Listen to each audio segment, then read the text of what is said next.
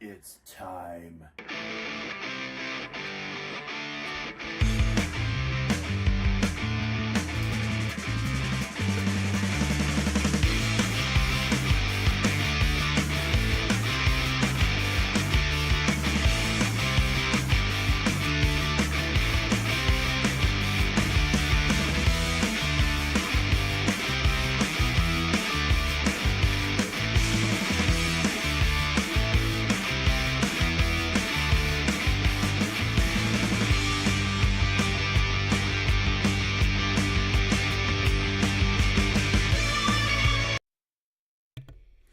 Well, yo, good afternoon, everybody. Welcome to the stream. This is SFS Gaming, where we are streaming for Sammy.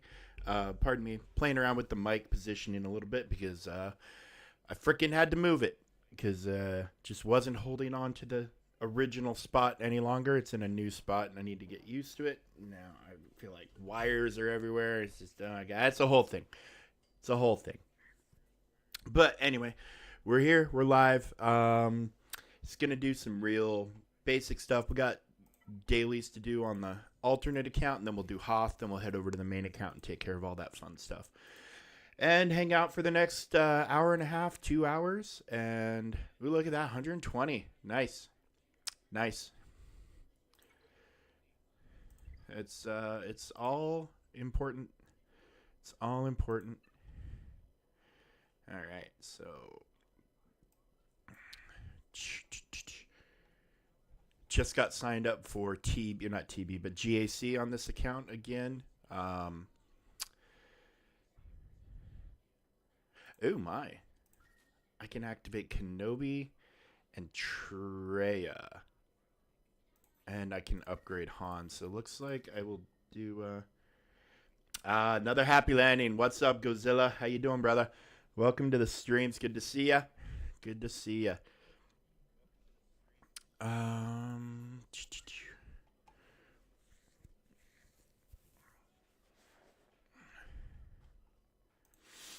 All right. So we can activate. Well, first of all, let's upgrade. Where's Han? Where are you at, buddy? Where are you at? There you are. Let's promote you. Can we get you? Yes, we finally have enough training droids. What concept are you drawing? What are you working on?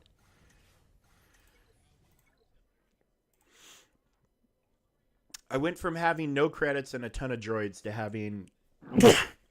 Oh, excuse me. This goddamn cold is gonna kill me. I swear to God.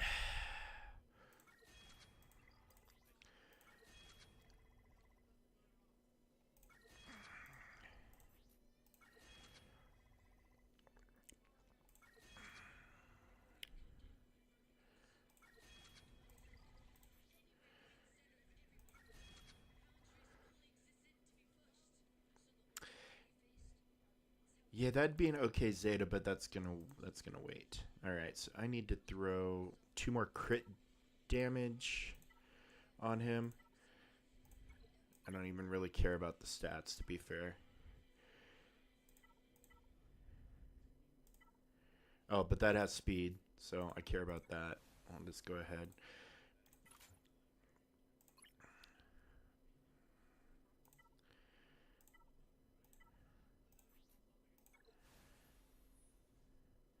And there we go. We got speed on that one too. So I'm not saying that's going to be a permanent fixture of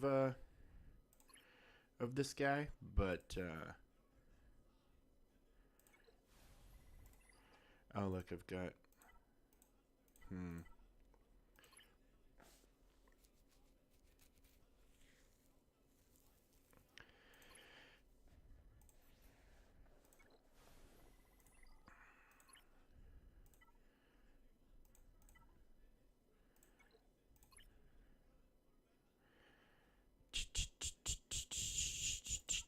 Okay, so I have a crit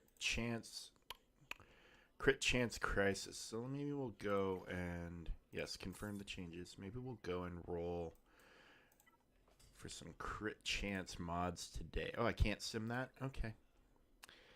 All right, well, you guys go do your thing.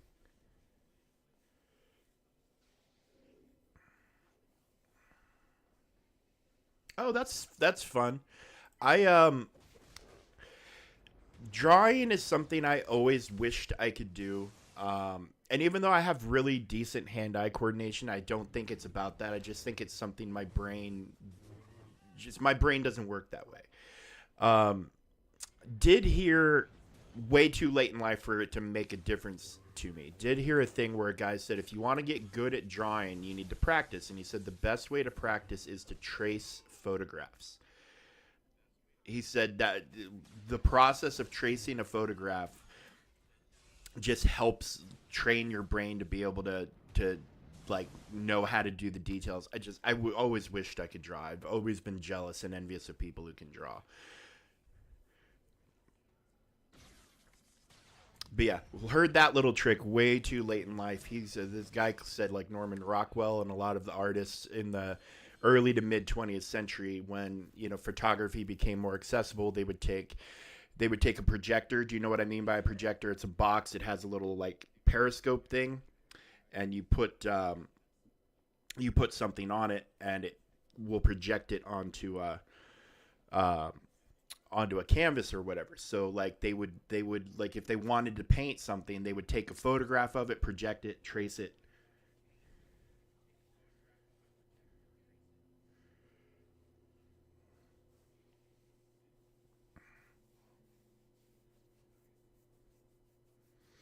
So I don't know. I've never tried it, and obviously, like I said, I heard that advice way too late in my life for it to really make a difference. But it's a neat trick. Or a neat sounding trick, or a neat sounding training tool, or whatever. Man, we got a lot of speed arrows off of this. Holy God.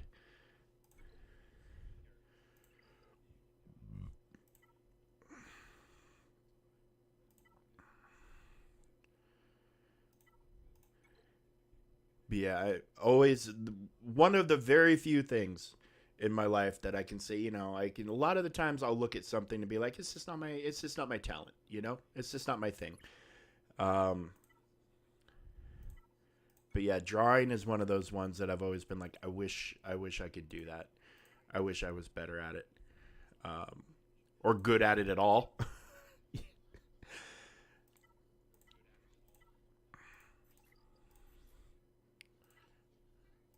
Screw it. That's got offense. Let's just roll it.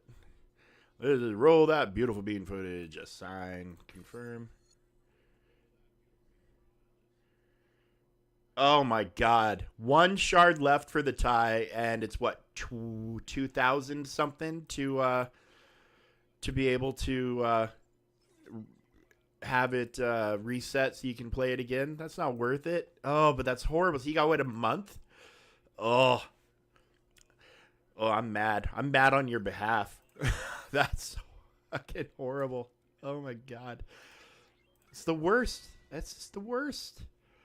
All right. Well, we've got Han Solo. I really wish I don't have the resources to get him up and running. I really wish I did. He'll be my next kind of side project character.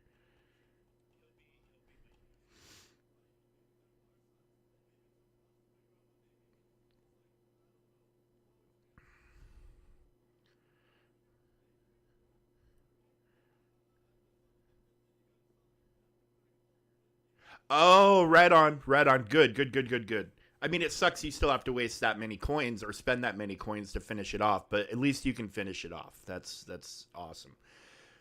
That's definitely a plus. All right. Keep plugging away on Java requirements. And by extension, a couple of requirements for some other things. So,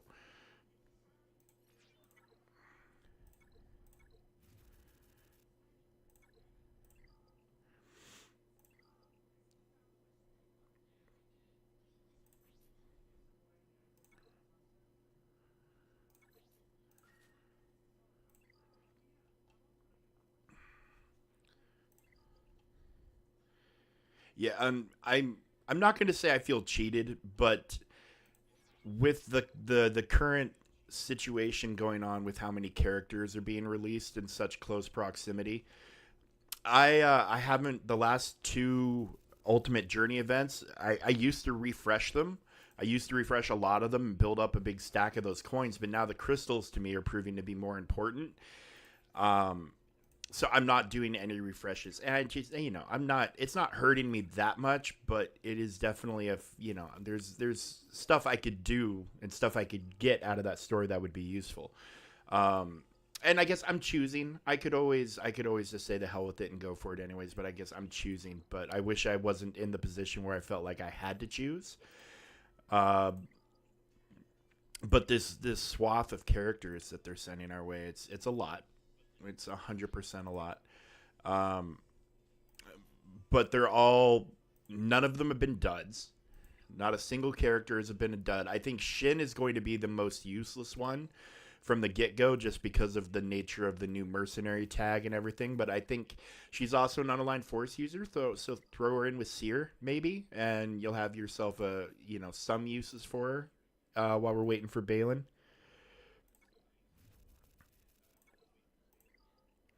But we should be starting with her. We should be in the last four new character releases for Balin and or Ahsoka.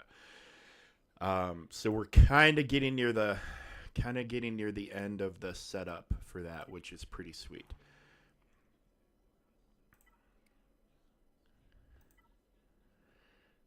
All right.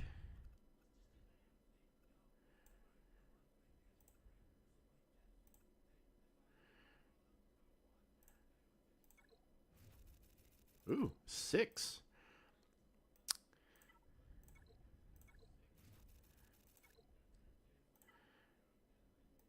Where is? I know you're here, buddy. There you are.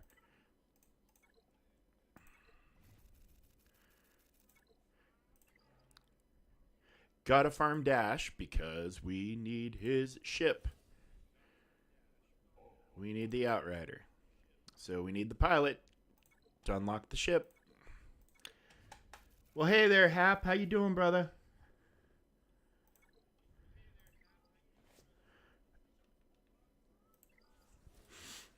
Ugh.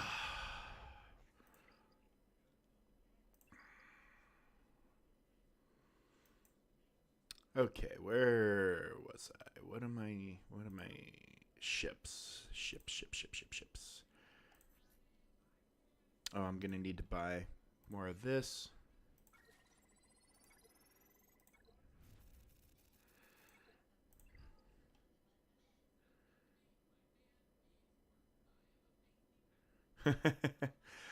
Well, Jabba to R7 is huge. Congratulations. He, obviously GLs love every relic level you give him, but R7, he actually, there's almost no difference between him at R7 and R8. So, um, you got him at a good spot. You got him in that spot right before GAC. So that's an even bigger bonus.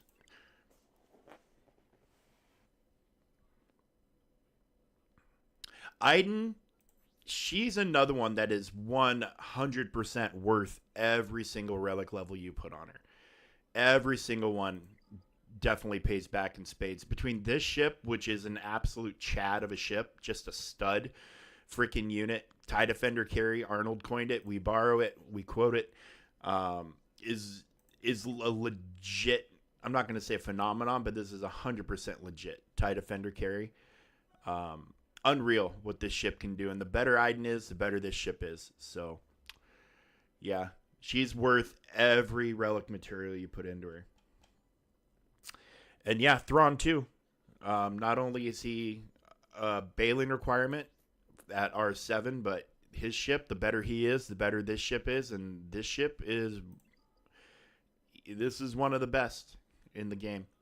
It's a non-super ship, but it's got some super ship-ish abilities. It's a fantastic ship, and TIE Defender works with it like it's such a natural fit. It's just such a beauty, such a beauty. Yeah, I need to. I'm working on Houndstooth just because it's the core tank of my fleets right now. But I need to finish up some rebel ships. Like I need to get Y-wing to 7 stars so I can go for 7-star Chimera, and then I need to start working on the bounty hunter ships and the other rebel ships needed for it's just serious always.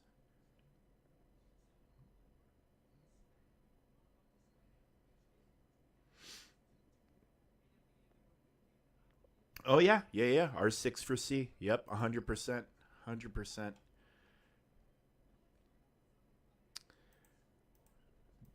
But yeah, I don't. I think Thrawn sells himself. I don't think I need to sell him that hard to anybody. He's a fantastic unit. Um, in pretty much every game mode. His fracture is just an absolute um, masterful ability. Like he brings it, and I'm hoping I'm hoping when the time comes and we do get this new.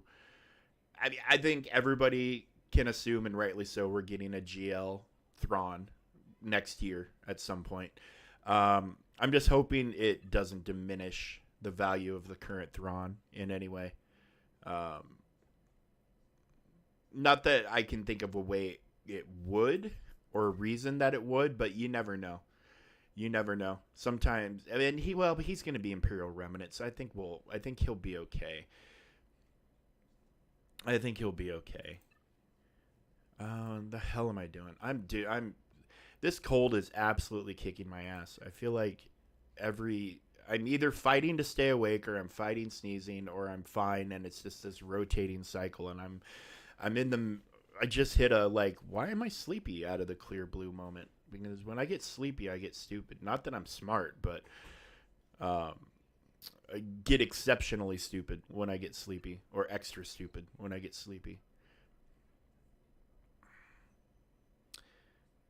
Yeah, that's a lot of Grievous shards. I need to, because I'll need Padme one day. You know, so it's either your standard separatist shit, or you get geos or whatever. But man alive, it's just stuff to get all over the place,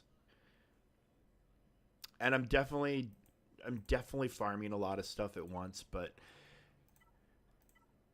and I'm farming some extra things. Like I'm working on the Poncho Bros because, as we pointed out last week, I think it was, we had a question about I'm broke all the time. I don't have credits. The assault battle that you can do with them, the first couple of stages, you don't need much in the way of anything gear wise or star wise to complete them. And there's millions and millions of credits in each one of those nodes. So it's like when that assault battle comes around, it's like having the credit heist pop up. So I want to farm them to the point where I can at least consistently farm the couple of the first nodes, and then and then I won't worry about it too much until the guild that my new character is in starts worrying about Naboo. I'm not going to worry about it too much, um, and I'm not going to have Quadme for, I mean, what, 2 years? Because she's not gonna be improving grounds for a while. I think we have 9 months till she's improving grounds, give or take. And then how long is it going to take to farm her from proving grounds? I mean, yeah, I'm not super worried about Quadme. There's not a whole lot you can do about a missed conquest character. It's the unfortunate thing, but it is what it is. It is what it is. Okay, let's just hop into whatever.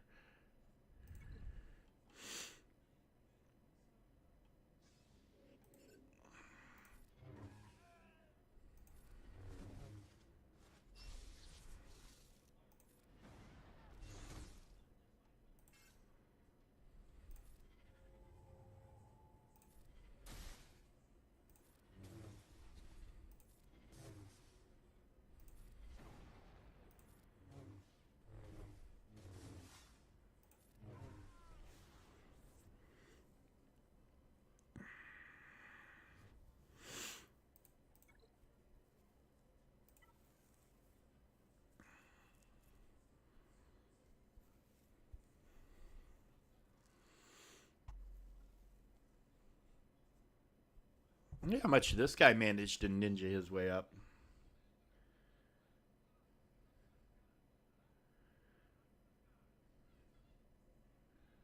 Yeah, well you were watching me yesterday when I was doing it. It wasn't easy for me either for whatever reason.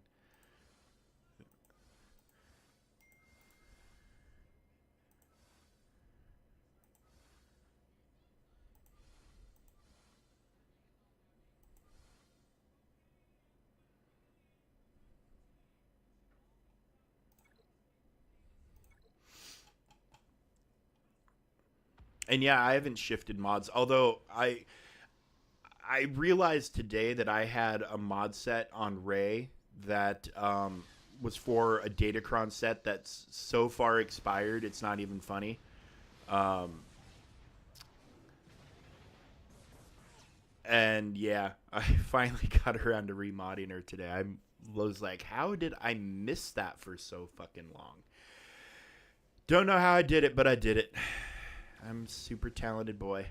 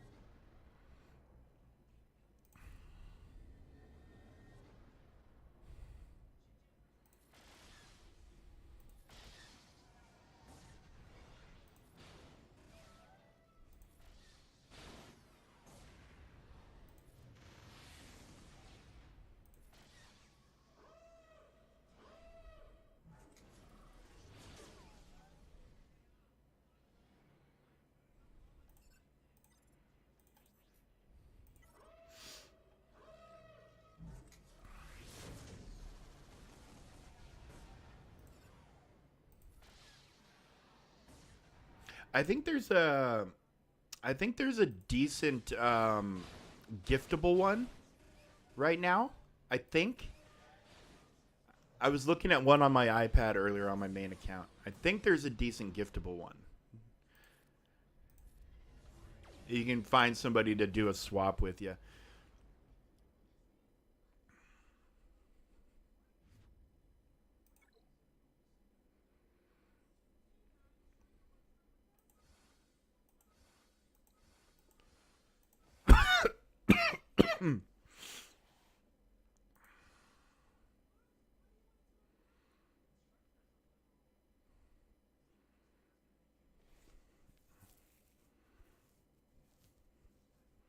How this guy ninjas his way with a level 1 executrix is kind of impressive.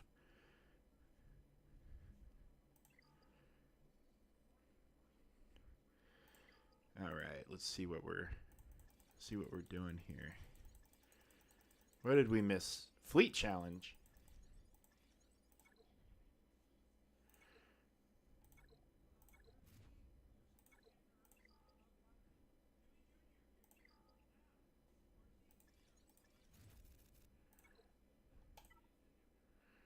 Acquire 1,000 mods. Ooh, 100 crystals. Um, I mean, I like the idea of gifting to an extent. Ooh, Galactic Zeta bundle. What do we got going on here? It's expensive, but I mean that's 3,000 crystals, covering not quite half the value. So yeah, no, no, no. You're not wrong. You're not wrong. You're not wrong. Um, so that's say you just add a dollar value to that. We'll just say that's a $30 value. So bring that down to 31.74 for 10 zetas, 10 omegas, some kairos, decent chunk of signal data. This isn't horrible. It's a little overpriced. If the crystals are definitely helping.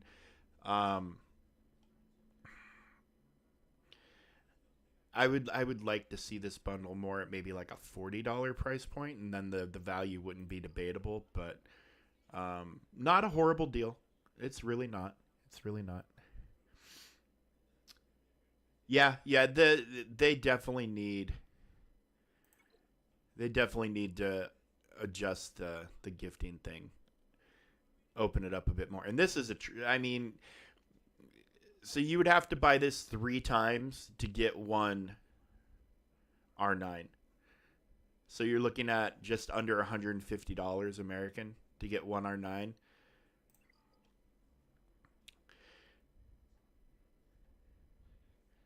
I mean, this right here is one of the best values in the game. 950 gets you 100 crystals. Isn't a lot, but it's a good chunk of signal data. The energy is nice. This stuff. I would always like to say, and you say the obvious thing, and I would like to see more, but this is not a bad value for what you're getting. It's not a bad deal at all. Well, what the Gear 12 Plus Mega Bundle?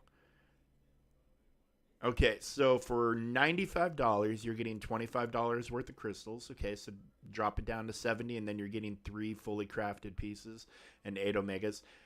This needs to be about half the price that it is, to be honest with you. Same, so you can say the same thing there. This one's less crystals and half the price.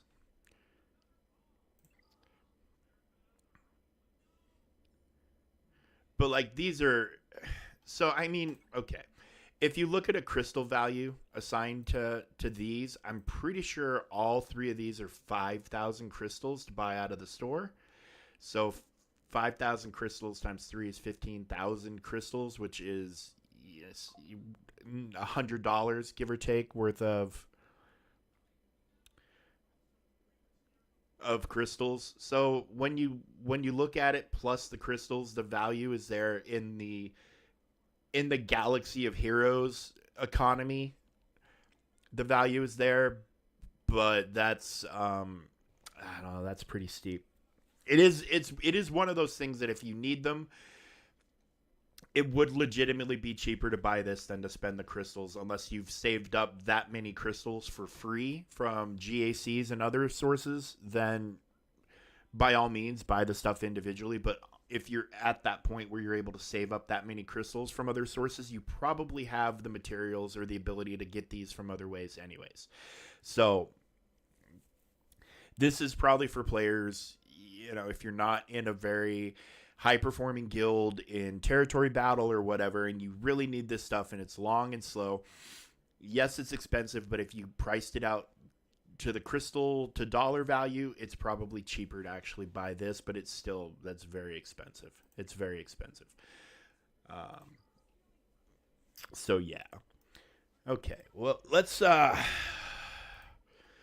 see what we're up to today in TB. No Graxy today. All right, so we already have a star. This is a big. How close did we get? Not very close at all. We're a 70 million guild. We got that one pretty easy. But hey, I mean, 6 stars already. It's not horrible at all. What do we got going on? Snow Trooper, Dark Side, of course, because Dark Side. What's happening here? Bounty Hunters only. Okay. Well, let's give this a go. Oh, there he is. Speak, oh, the devil, and the devil will appear. I was just kind of shocked I hadn't seen you yet today.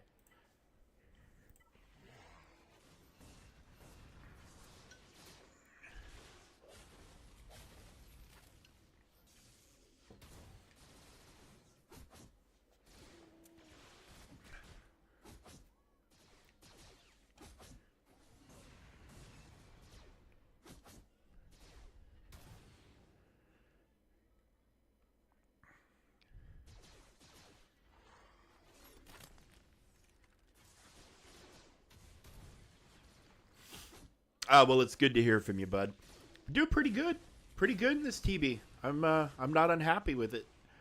5 stars on the first phase. I mean, obviously that's going to go down as we get deeper, but we're going to add fleets, so we should have a pretty decent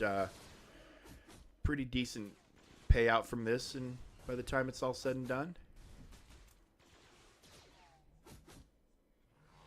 I got 120 get one out of the deal, so. Oh, yeah. I saw Bonesy.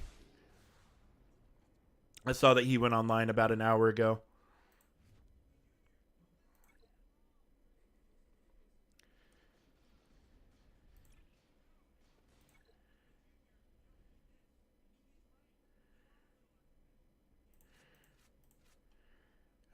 Okay, what can we do here?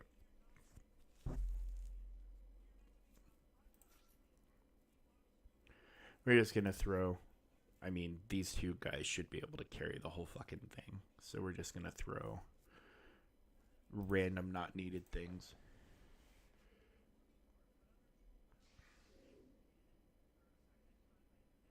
A home one took down your executor?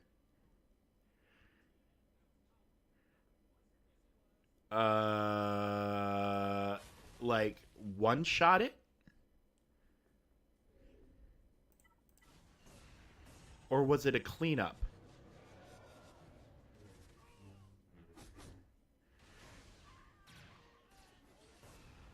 Yeah, no, that's beyond. Unless it was a cleanup, that's beyond sketchy. That's impossible.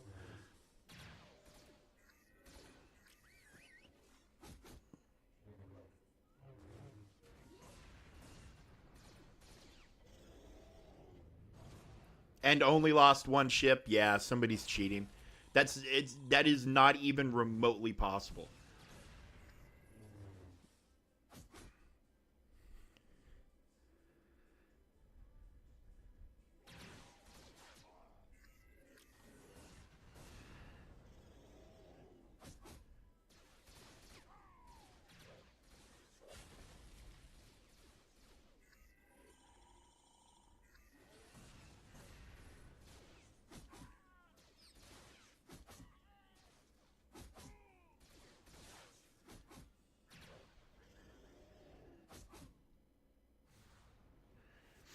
I mean, unless they're like high relics on all their pilots, which I highly doubt.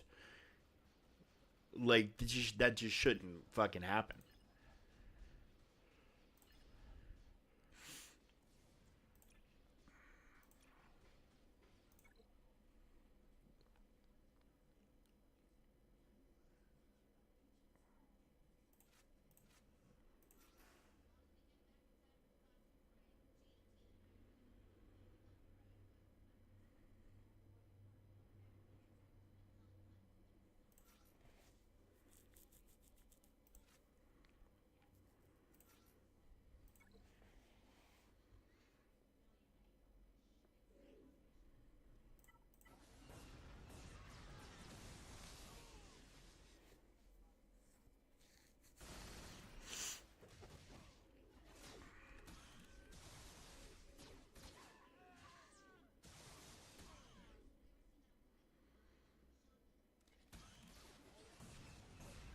Yeah, I'm while this is running,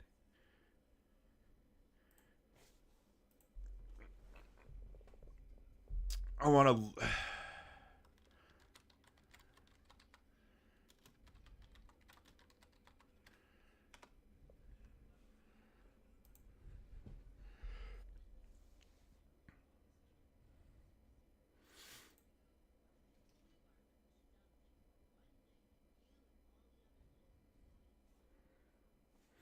I'm looking on swgoh.gg right now.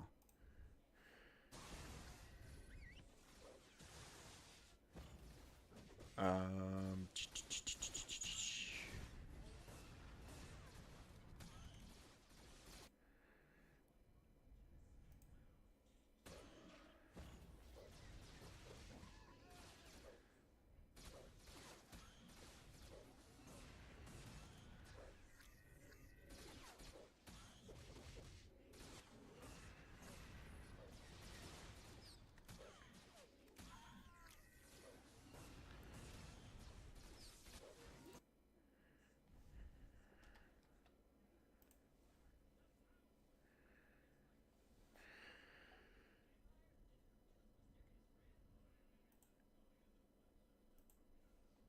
Um,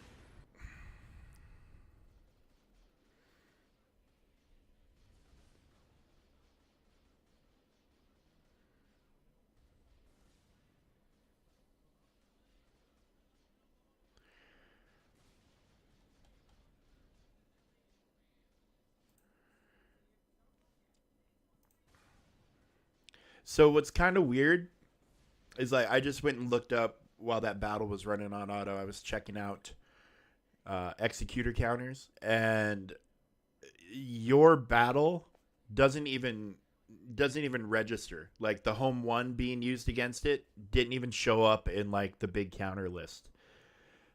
Kind of weird. Kind of weird. I would personally report that player for cheating. That's just me. But when something doesn't make sense, I tend to listen to that.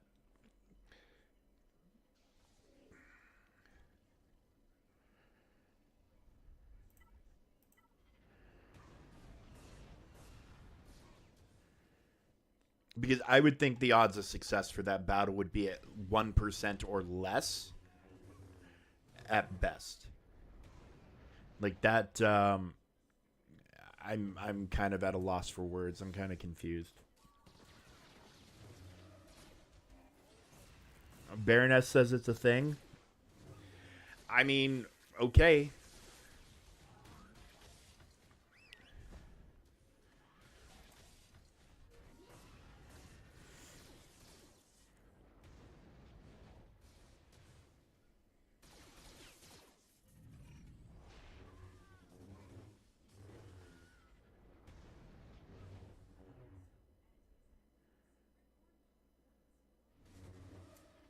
I mean, if it was that much of a thing, there would be data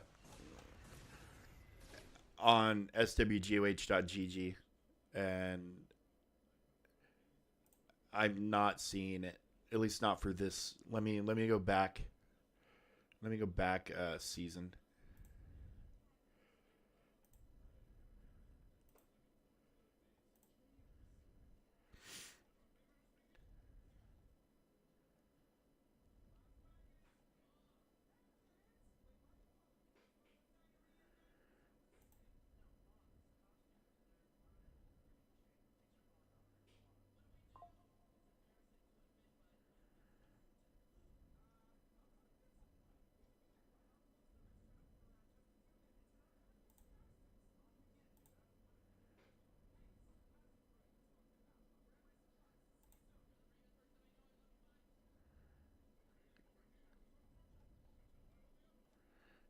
Okay, I just toggled the cutoff off.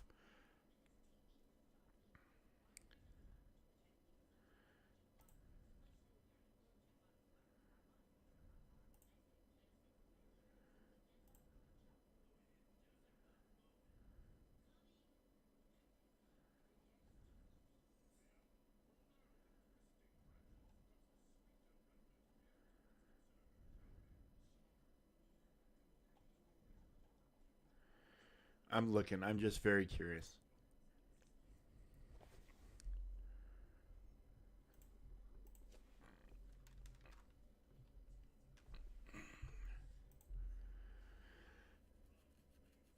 Attacking lead home one, zero results found.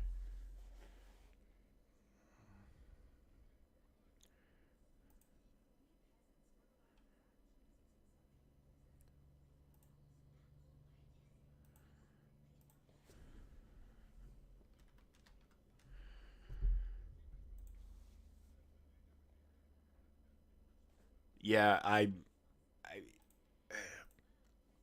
I'm not gonna go down this rabbit hole.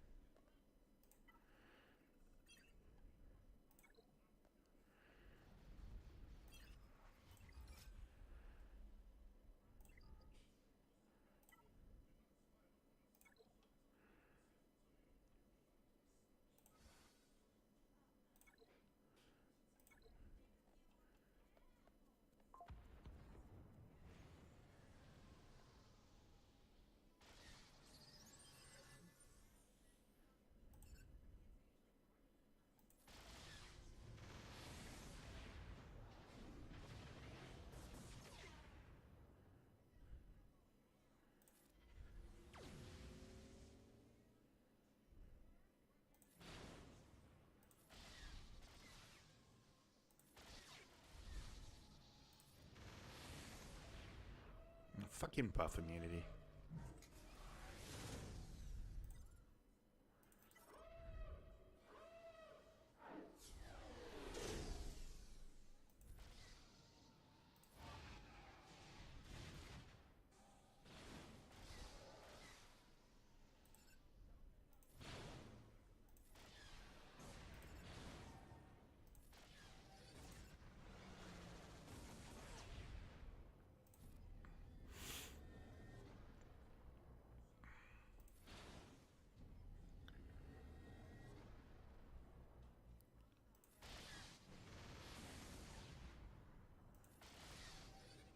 Oh, god damn. 82k crit. Kill that freaking thing dead.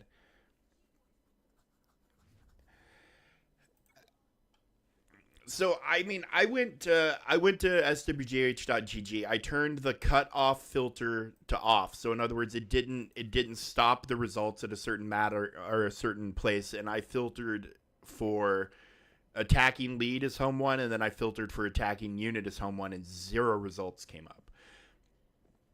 So yeah, I mean, you can say RNG, but my guild has a large amount of people who their bread and butter is counters, and not one single time has any one of them ever said, hey, we should try that counter that's home one against Executor. It's never once come up.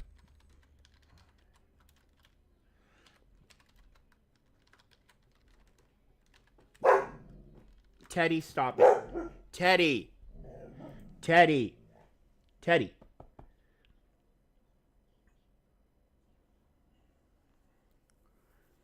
I mean, honestly, protection disruption from Y-Wing. Well, yeah, sure. That's another reason why it works on Profundity.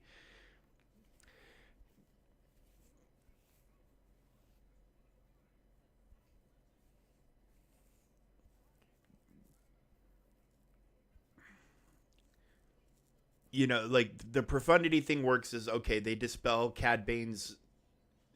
They dispel his stealth. They put a mark on him. You're able to nuke him out and get rid of a bunch of breach and damage potential right away. And then you start in on IG or Razor Crest or whatever. You know.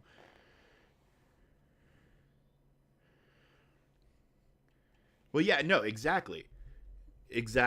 Like they either had the best RNG in the history of RNG, or they cheated. I'm sorry. Those are the only two possibilities, and the odds of them having the best RNG in history for a counter that I can find 0 data on. I'm sorry. I think that person cheated. I would report them for cheating. I really would. When stuff doesn't make sense to me, there's a reason it doesn't make sense, and that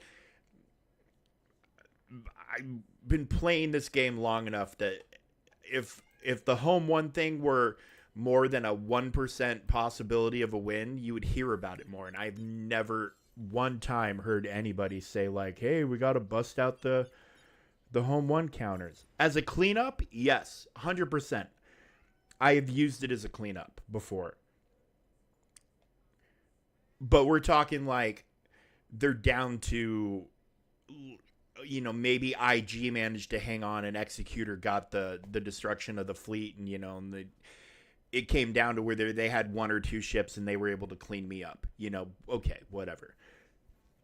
Never heard about a home one going up against a full strength, fresh Executor and coming out on top.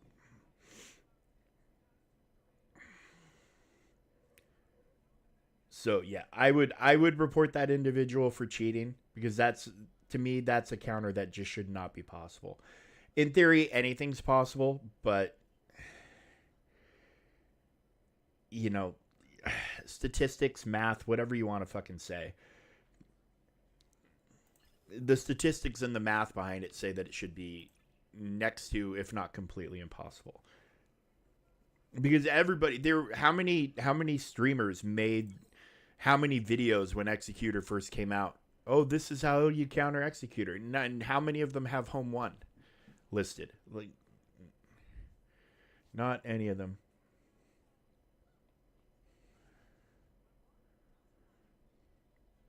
Two uses, 100% success. Two uses, 50%. So who's that? Okay, so who's that two? Who's that two getting the 100%?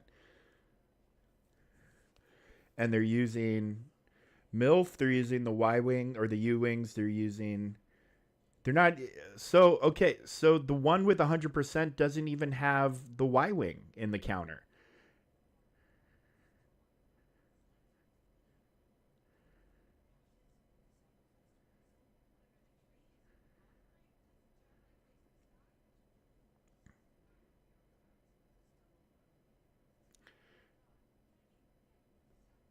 I don't know. That's what is it you kids say?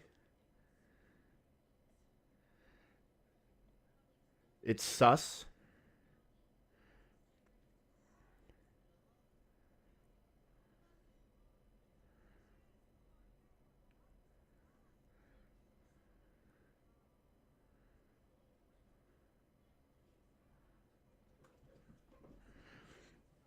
In 2 minutes and 20 seconds for a 65 banner win, they only lost Y Wing and protection on the Ghost and the Raven's Claw.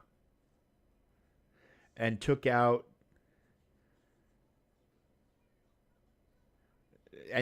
4 of your 5 ships. I'm to me this is very sus, but whatever. Like you can report him for cheating, and in all the times when I've had weird shit go down and reported it for cheating, I've literally gotten one like, yes, this person was cheating thing back. Um so but I I'm the kind of person, if something feels off to me, whether it is or not, because if there's cheating and they detect it, they'll do something about it, and if not, the person won't even know. But um,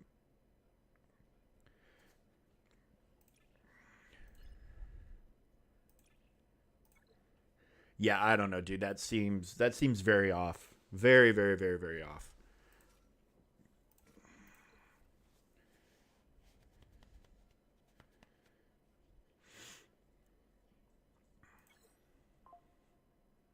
But I mean, I've heard some, I have seen some crazy cheating before that has gone under the radar forever.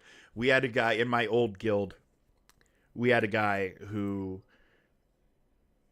was being watched by a bunch of different people because he was having success where he shouldn't, and then somebody, I don't know how they got the video or how they got the data, but they took it to my old guild leader and they said, "Hey, look, this is the data we're getting from the fights that he's doing with this fleet where this should not be happening." And like, once he was confronted with it, he admitted that he was running an APK to more or less give Negotiator um, just an extra fuck ton of speed. So he was getting reinforcements out before Chimera with TIE Interceptor. Um, and people had been saying they had been reporting him with the in-games reporting for a long time. And here's the thing with cheaters: cheating is always one step ahead of detection. Always, every time, 100% of the time. Whenever a cheat gets discovered and gets figured out and flagged, there's already a new cheat to take its place that they don't know about. Cheating is always ahead of detection. So that guy got away with it for a long, long, long time. Because who knows what else he was manipulating, right? There probably a bunch of stuff that he was manipulating. If he could manipulate the speed of a negotiator to get out multiple reinforcements before a Chimera with the TIE Interceptor even got one, he could do that with characters. You know what I'm saying? Um, but yeah, there was. I don't know who he beat. He beat somebody in a big guild, and they started like they got. I don't know how they coordinated it or how they figured it out, but they started contacting. They somehow started contacting people in the GAC brackets that were fighting him, and they got a thing going, and they got video and all sorts of crazy stuff. And they ended up exposing the guy to my guild leader, who admitted it, and the guy quit on the spot. Literally quit the game, left the guild, walked away. We kept an eye on him, his account. He wasn't in a guild for a long time, and after a few months, we stopped.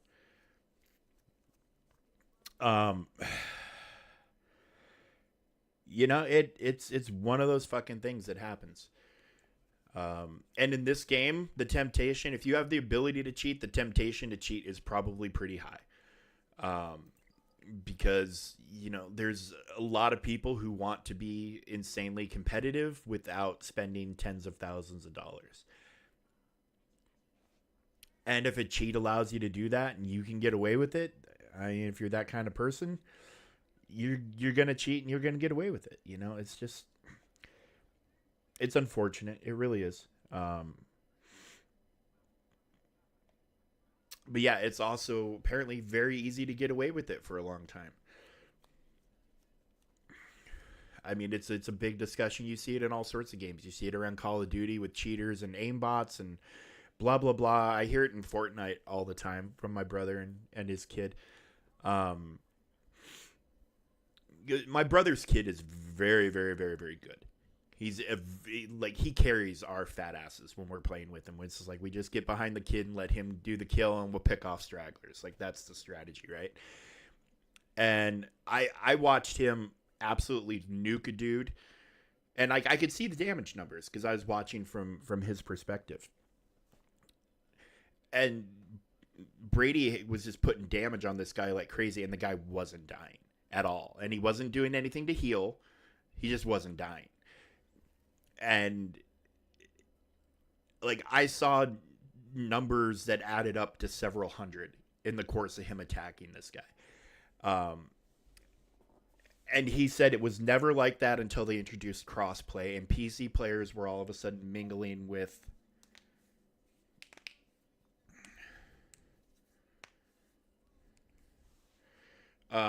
he said once PC players started being able to play against console players is when it started becoming a problem.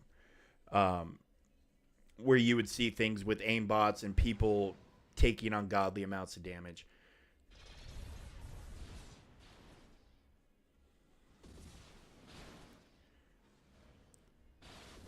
This whole thing with executors at first place, especially a double attacker executor, not even a triple attacker.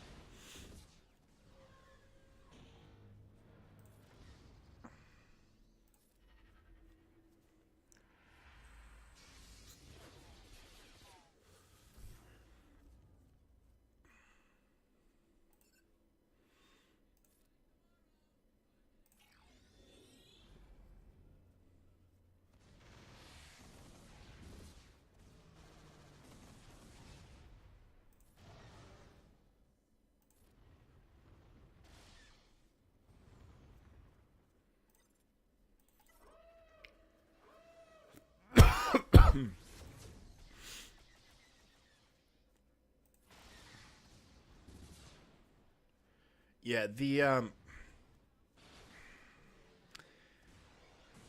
the current Kron situation is rather interesting to me.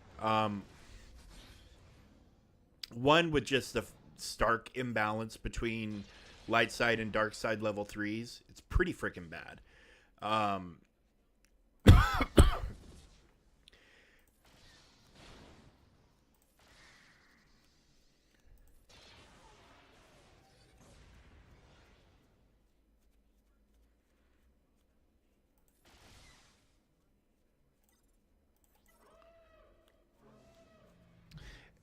and maybe I'm wrong,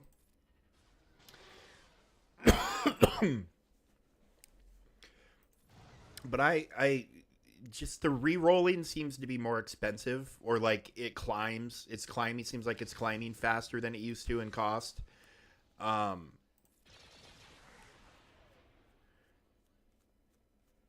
it just they see it seems like they tweaked the Datacron situation.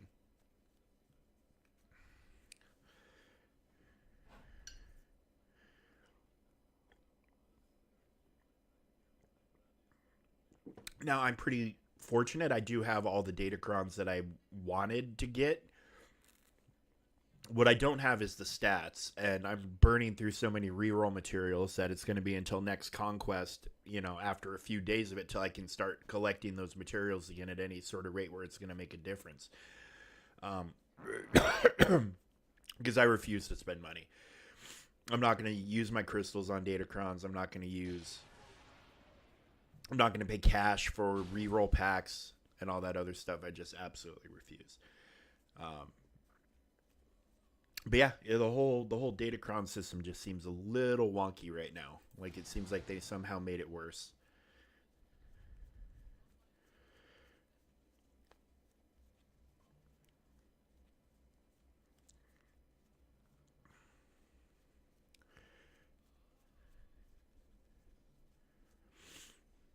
And I'm legit worried what's going to happen when Punishing One comes out for this fleet. Like I feel like they're legit going to be able to easily counter Leviathan, and we're going to see a resurgence in executors until at least the next super ship comes out. All right. Well, let's go and bust out some TB battles.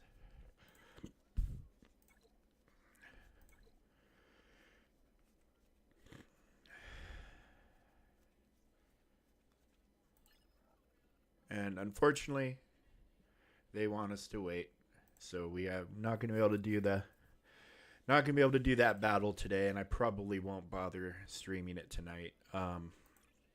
Just because when I do that, the streams last for 5 minutes, and then it's just like, okay, well now what are we gonna do? I showed you what I wanted to show you, and you can go back in my video history and find plenty of examples, or you can look up Scribe's guide on how to do that battle with Jedi Knight Cal, and that's what I do. That's what we do as a guild, and so you can see the example that I follow, and you'll more or less see my battle. I picked Acklay, right? Yeah, now I'm paranoid because I'm tired and I feel dumb. Acklay, okay. So I'm using Inquisitors today because they will be spoken for tomorrow with the Riva mission. I don't think we have. I'm not sure if we have anybody in the guild who needs Riva anymore.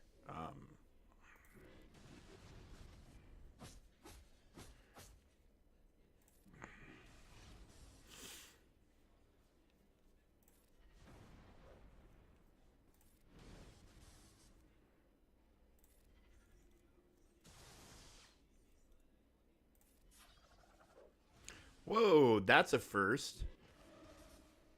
I've never, not one single time, seen the Accolade dodge anything, much less dodge the attack that has killed him for me every single time I've done this with Inquisitors. Pretty weird. Oh, nice, nice. R7 Annie. I need to probably pump mine to R8, but it's just one of those things where it's kind of hard to prioritize that compared to other things.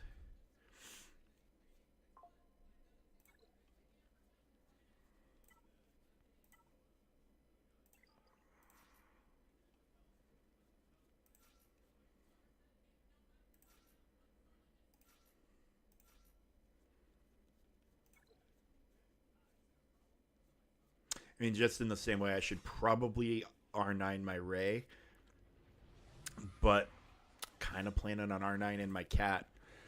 And maybe I could build up the materials, but I'm trying not to spend on things I don't need to spend on.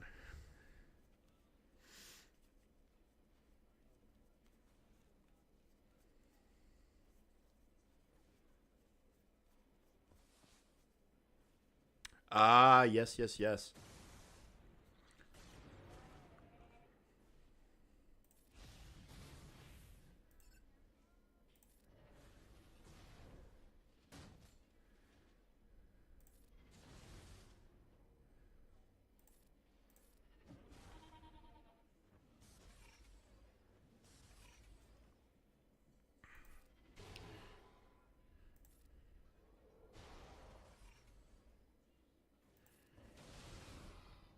I need to keep in mind or remember that apparently Shin is being released tomorrow because tomorrow's the 18th, and that's the date they said.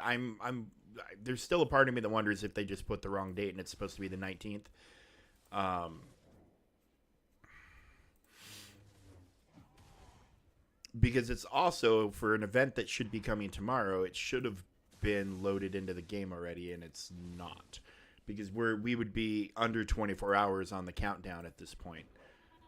So I'm thinking they meant the 19th, but we'll check. Which it actually, I'm hoping it's not tomorrow because if it is, it's not going to start till 2, and I have to. My wife's got meetings, and so where she's normally able to grab Sammy off of his school bus when he gets home from school, she won't be able to tomorrow, which means I would get to start the event and then after about an hour have to end it to go and get Sam off the bus. So yeah, I think they typoed the date. I'm wondering if they'll in the if someone caught the date and asked Crumb about it in that submit a question thing, if they'll release the actual like, oh hey, we screwed up, it'll be Thursday. I mean, not that I know how much testing I'll be able to do with her, but I can, if I take her all the way up to R7, which is my intention, just to have her ready for Balin, because I think we're 6 weeks to a month, somewhere in that window, 1 month, 4 weeks, 6 weeks to the Balin event. So I want to, whenever I just want to get those characters done. Um,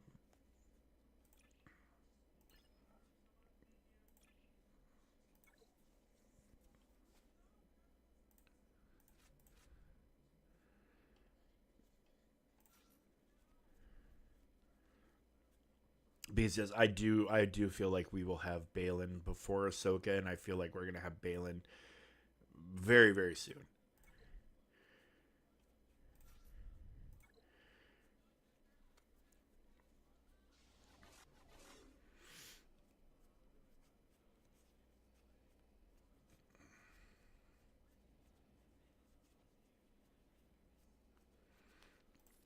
Well, I'm hoping my time finally comes for a 3:30 at some point. As much as I've never really chased marquees like this, this is the first time I've really ever gone after marquees in this sort of fashion. Um, I feel like I got to be due for a 3:30 drop at some point, and I mean, why not? Why not with Shin? Why not with Shin? I mean, I'll take it whenever they do it, but I mean, considering how many I've invested in pretty much every single marquee character they've put out this year, from Padawan, Obi-Wan to Qui-Gon to all the requirements they've put out for GL Ahsoka so far. Normally, is not something I would do, um, or in my previous history, it's not something I've done. So I would think at some point or another.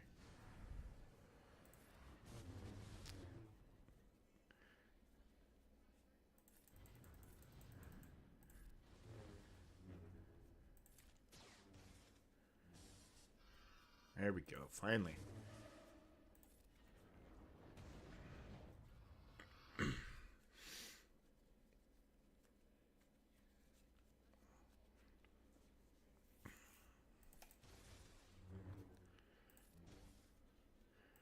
I'm extremely hopeful for the Balin character. Um, I think CG recognizes one how well received that character was, and two how important it is for them to not screw it up, just for the sake of Ray.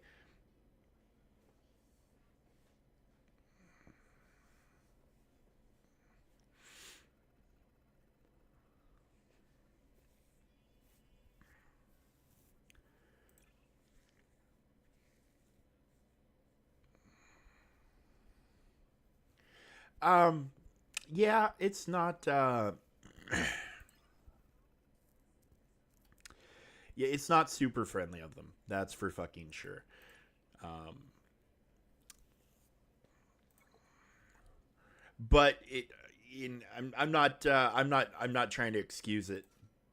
But looking at it from their perspective, it definitely fuels the FOMO. Do you know what I'm saying?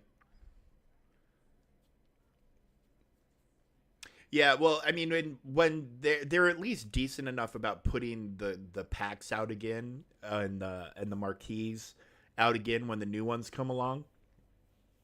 So you have the option to catch up that way. You just don't have the option to do the cheap event. But it's definitely on their perspective.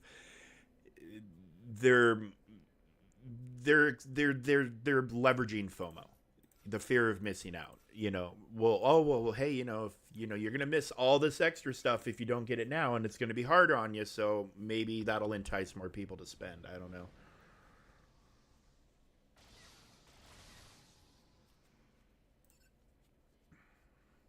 Oh, right, right. No, no, no. I understand that, and if you didn't invest in one, you can't invest in the other one. Yeah, yeah. No, I understand completely what you're saying, but that's what I'm also saying is, I think that's a tactic they're trying to take advantage of FOMO.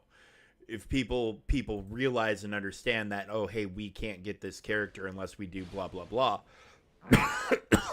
I think they feel like it's going to entice people to spend on all these new marquee events. Right. Okay. Yeah. No. In your situation, it's even worse because you didn't even have the opportunity.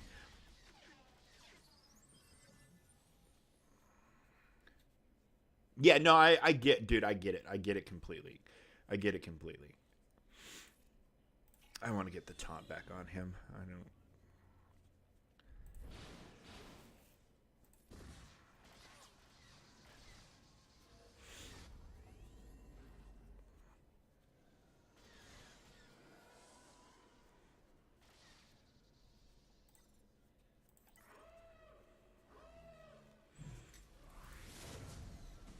Yeah. No. I gotcha. I gotcha.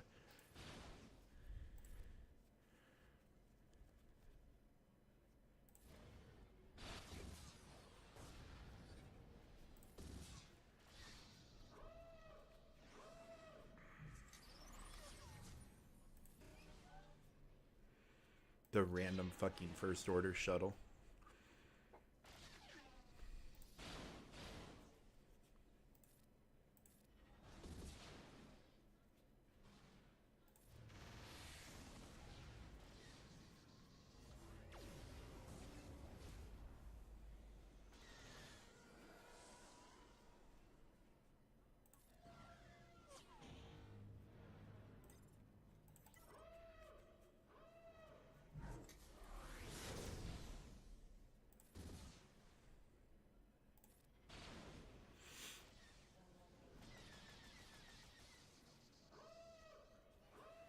But this chimera is just absolutely wrecking my shit today.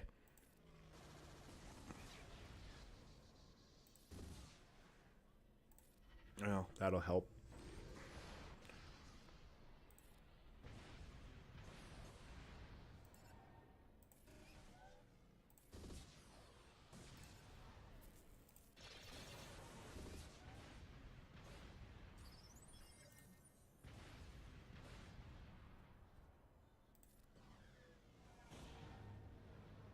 There's that epic sound effect that I love so much.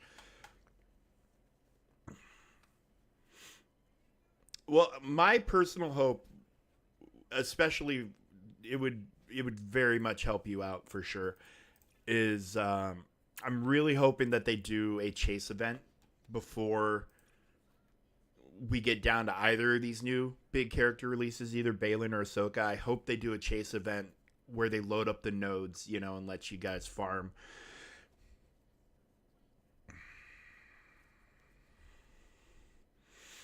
That would be my hope, is that you're able to catch up a little bit, make a little bit of progress that way, or all the way, depending on how much notice they give us, which is going to translate into, hey, how much energy of whatever kind that you need can you store up. They've been actually been pretty decent about doing chase events for the last couple of GLs. So I would be hopeful that they would continue that trend.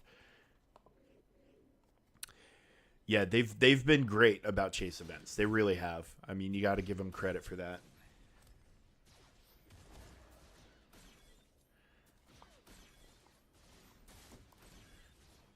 Well, at least it wasn't level 75, Perry.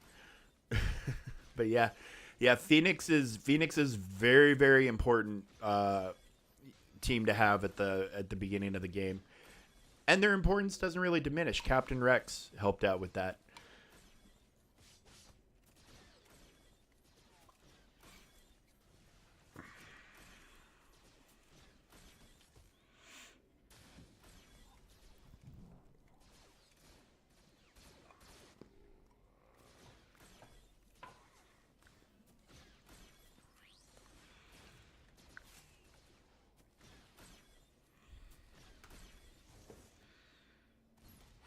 Like, who would you take out to put Rex in? The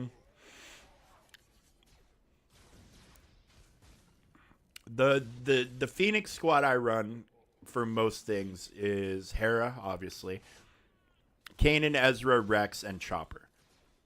That's my typical team. Yeah, you want Rex on that team.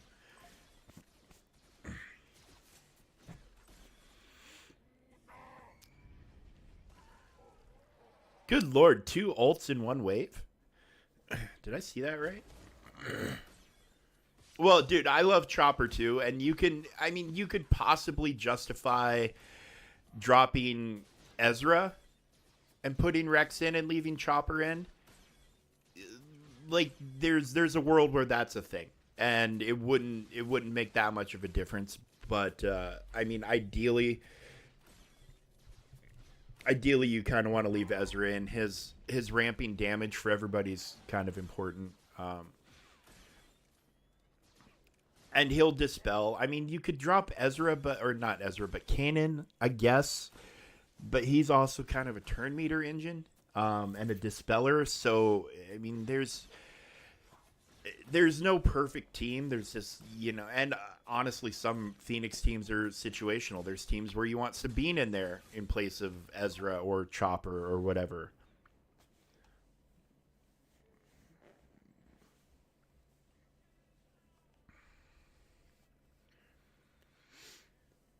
Oh yeah, see, Hap is telling you. I wasn't looking at the chat, but Hap's telling you the exact same thing. Situationally, there's places where Sabine's the best fifth over, Ezra or whatever.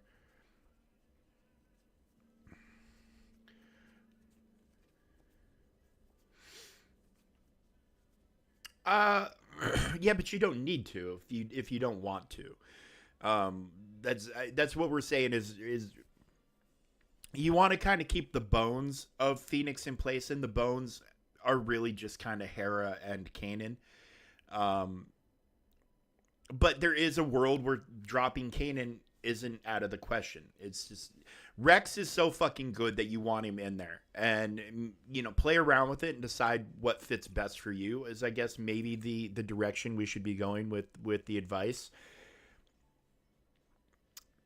But yeah, Captain Rex is too good and too important on that team, and he will make that content that you're going to do to get with Phoenix, to get the Emperor and to get Thrawn and all that. He will trivialize the fuck out of it. It used to be a thing. Like the Thrawn event used to be an absolute nightmare of a grind.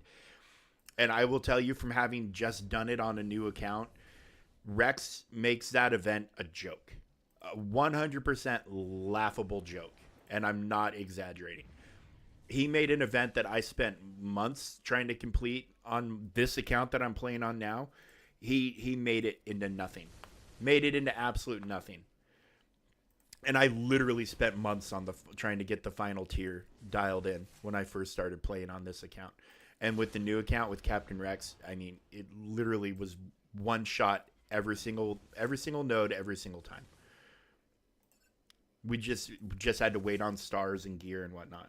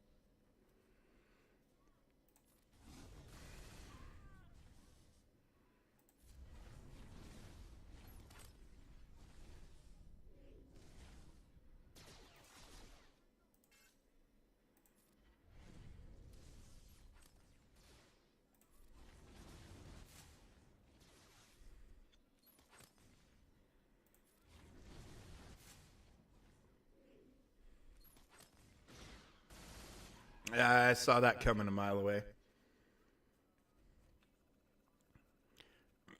Yeah, Rex is insanely worth it. And he's a requirement for JL Leia, so, you know, he's got an added benefit.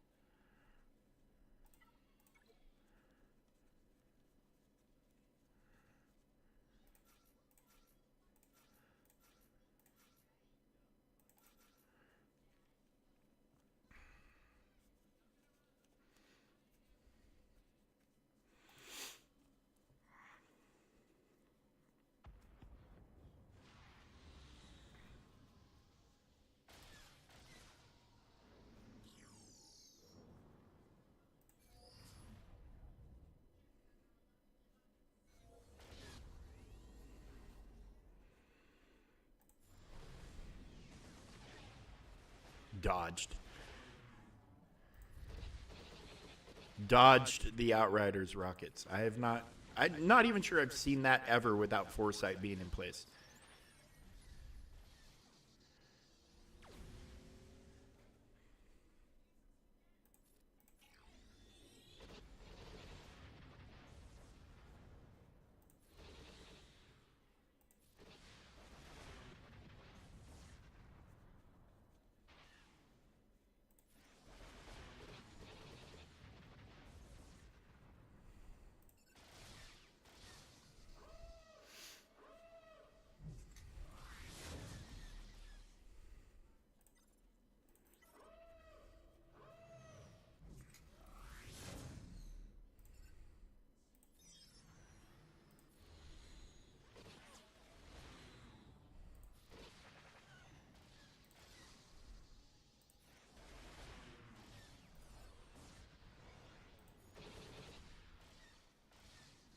Dude, could I get some fucking assists, please? Like, what the hell is happening? I had 5 attacks. There was 0 assists from anything. What the hell is going on? The RNG on the assists in this fucking fleet absolutely aggravates me at times. I have seen this fleet attack nonstop for 15 seconds from all the assists, and then like today, it's like I couldn't buy an assist.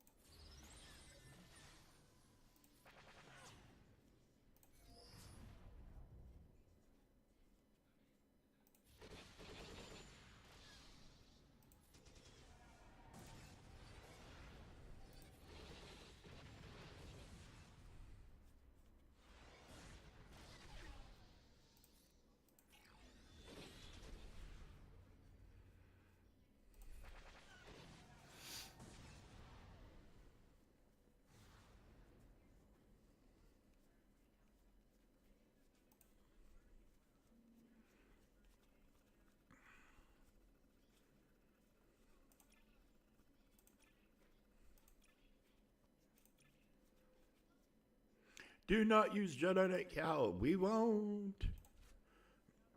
It would be less of a risk if we could do the mission before. If we could do that mission without platoons, it would never happen, but we can't, so we don't.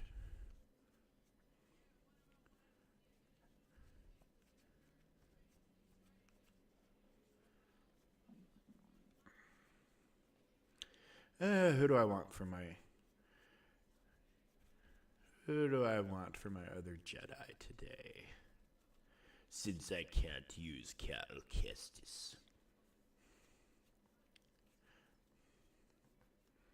Let's bring old Yoda.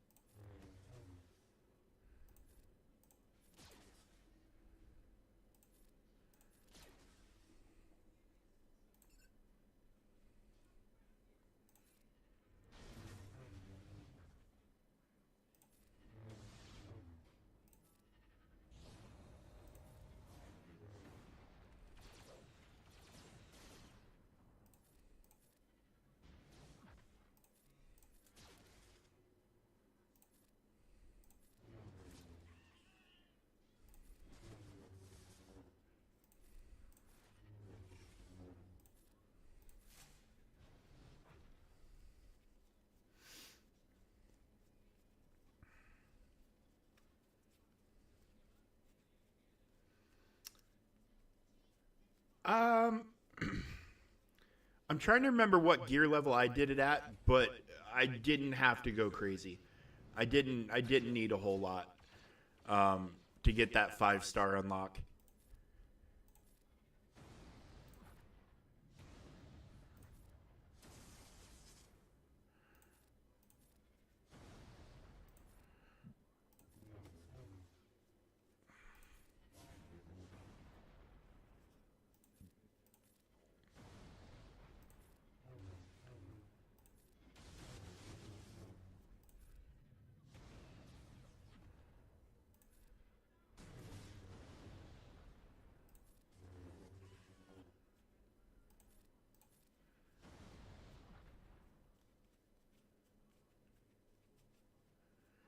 No, if so, that's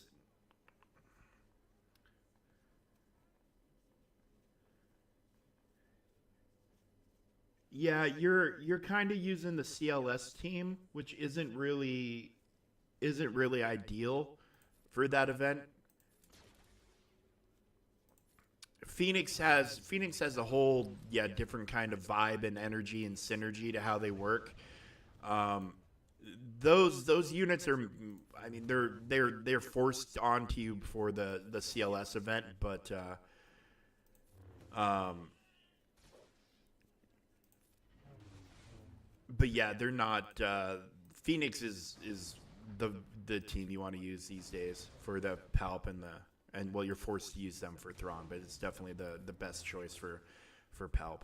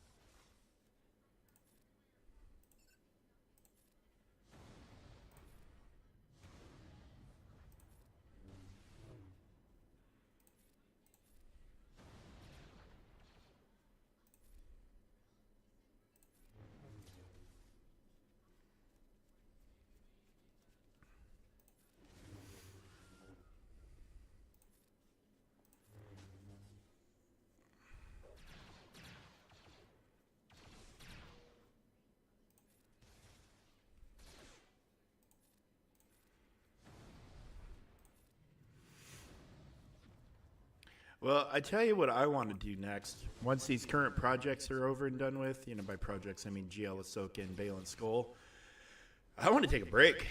I want to go. I want to go a month without having to level up anything. That's what I want to do. That's my plan.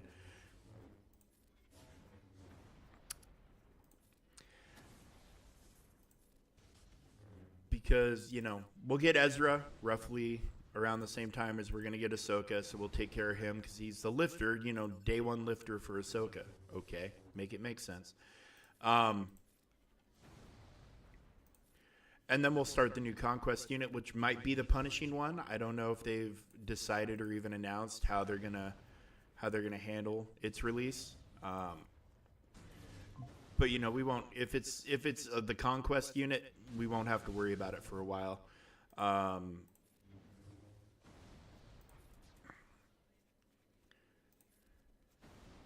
But then I suspect the next thing the whole community will be working on is whatever new super ship they have.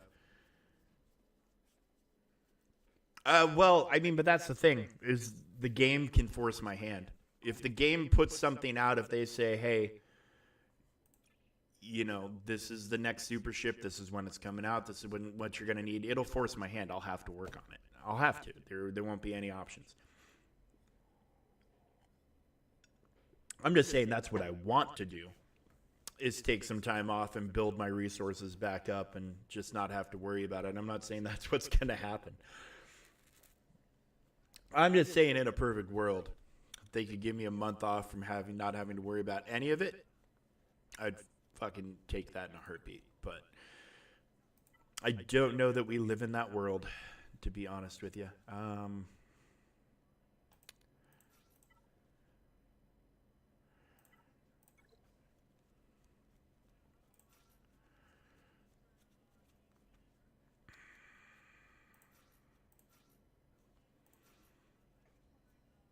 Actually, you know what?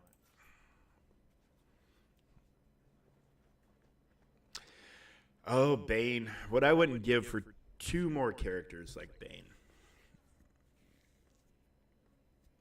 Although, to be fair and reasonable.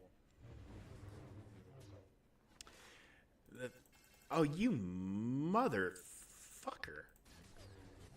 Get that taunt off of him, please. Thank you, baby Ahsoka.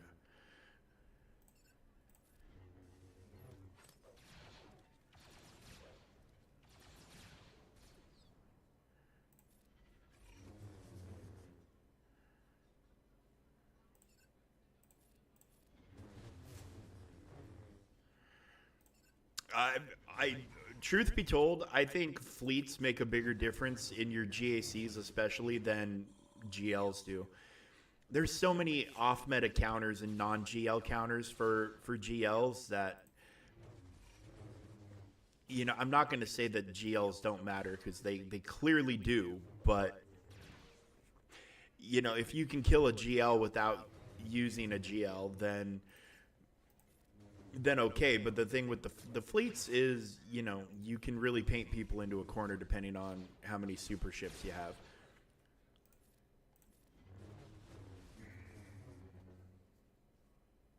And another very valid reason, GLs can 100% and do 100% make your conquests a lot easier to deal with.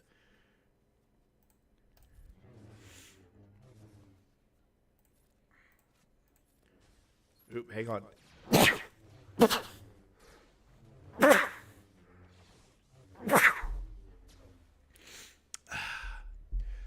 I'll be healthy one day, folks, I promise. Swear to God, I'll get over this cold sooner or later.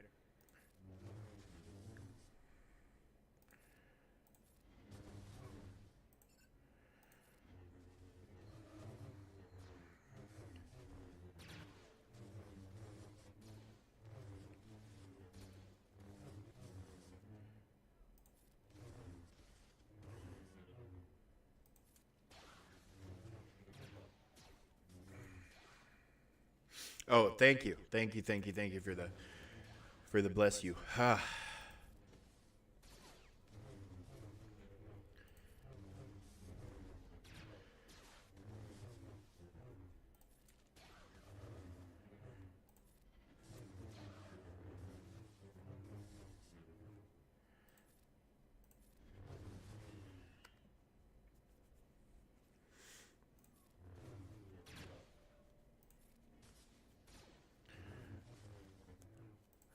Well, I mean,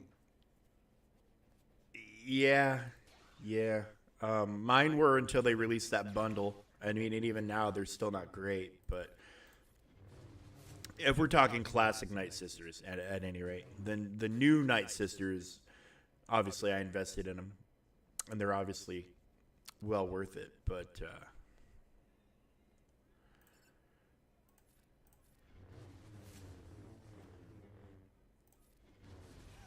yeah, I think we're gonna see. At least it's my hope. But I feel like we're going to see some outstanding Lightspeed bundles for the anniversary of the game, including hopefully a return of every single previously released one at their previous or better price points. Although you're not going to get a better price point than $10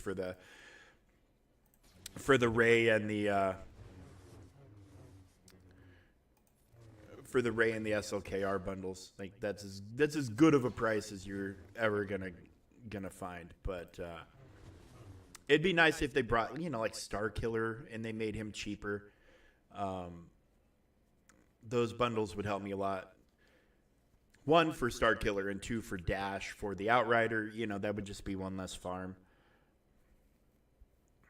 But like a Profundity bundle would be pretty awesome too. That would help out. A Profundity bundle is kind of a JML / Java bundle when you look at all the stuff thrown into it.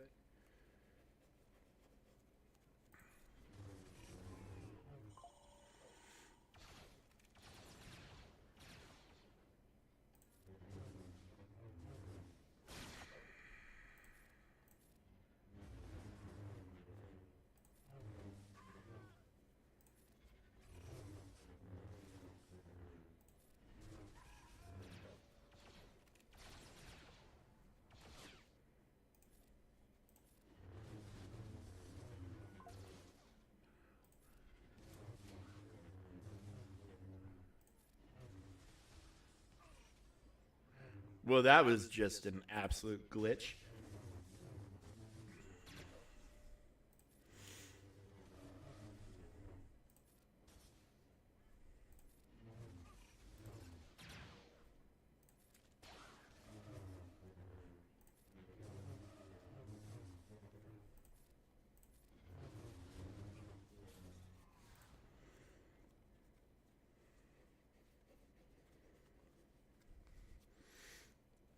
Yeah, I would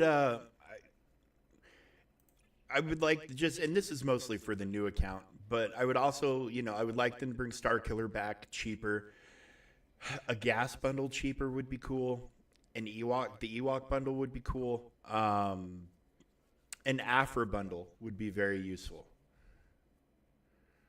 Dude, that's a big month. Bane, Malgus, and Cat in the same month? That's amazing. See ya, Godzilla. Good luck. When you get your art done, if you wouldn't mind showing, I'd love to see it. Would love to see it.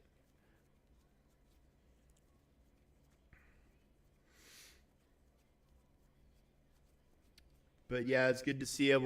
Hopefully we'll catch you again real soon, my friend. Have a good one. Good luck with your drawing. We'd love to see them when they're done.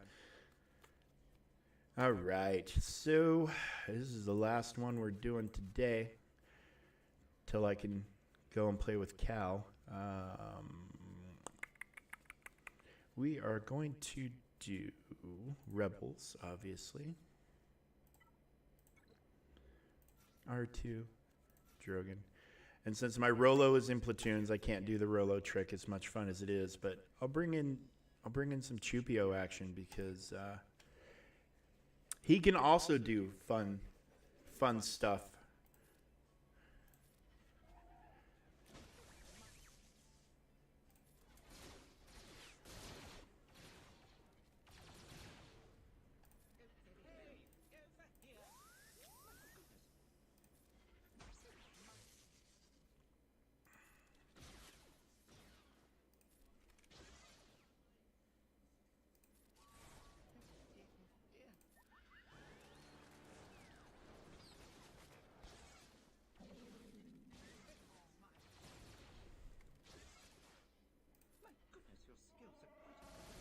That's right.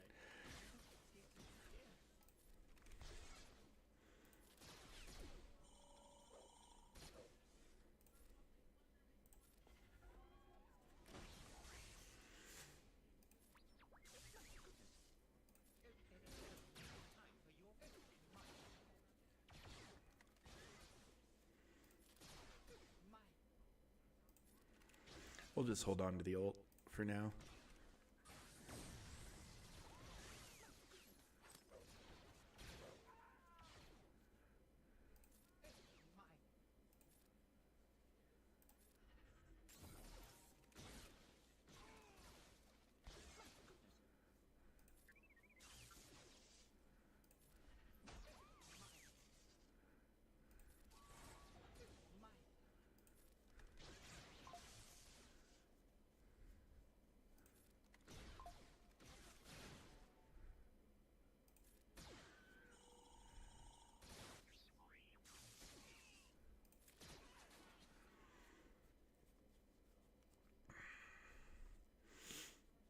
Ah, good old Crosshair. When's he coming into the game, huh?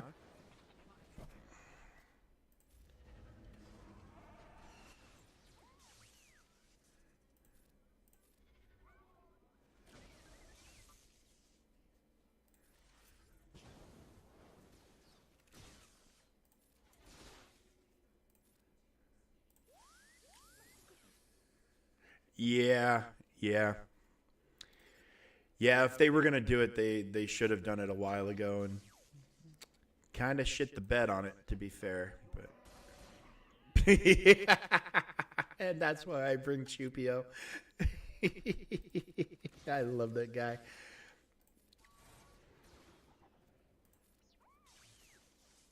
Just wrecked the entire team.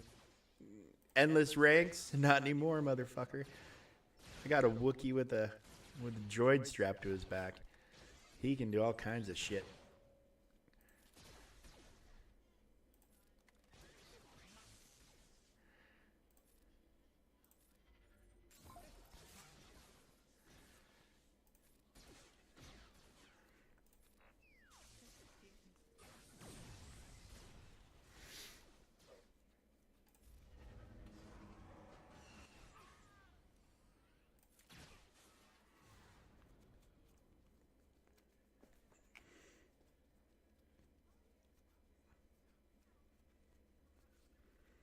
All right. Well, can we do anything here? Young Lando. Oh, God.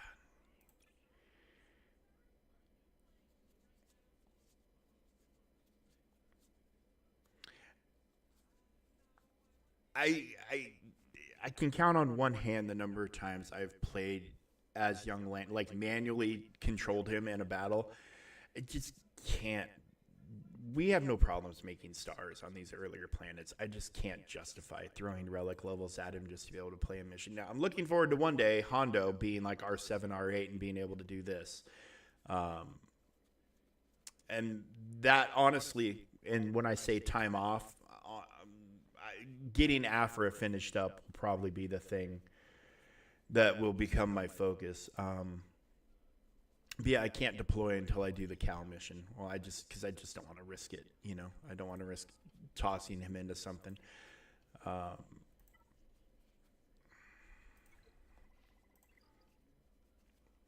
So yeah, we are mostly out of things to do.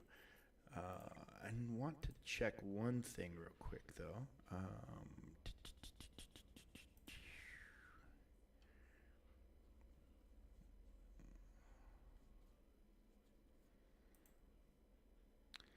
Okay, they have not put out. I was hoping that they would have released the results of the Q&A to see if they updated the date for the Shin event, because oh, hang on.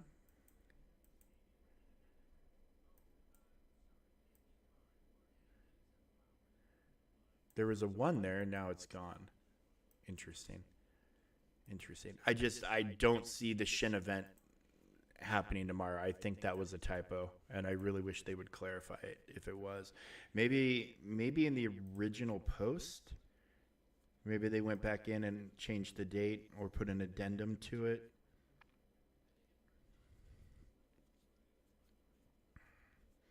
Uh-huh. And sure as shit they did. 1 second. Let me do a quick bloop.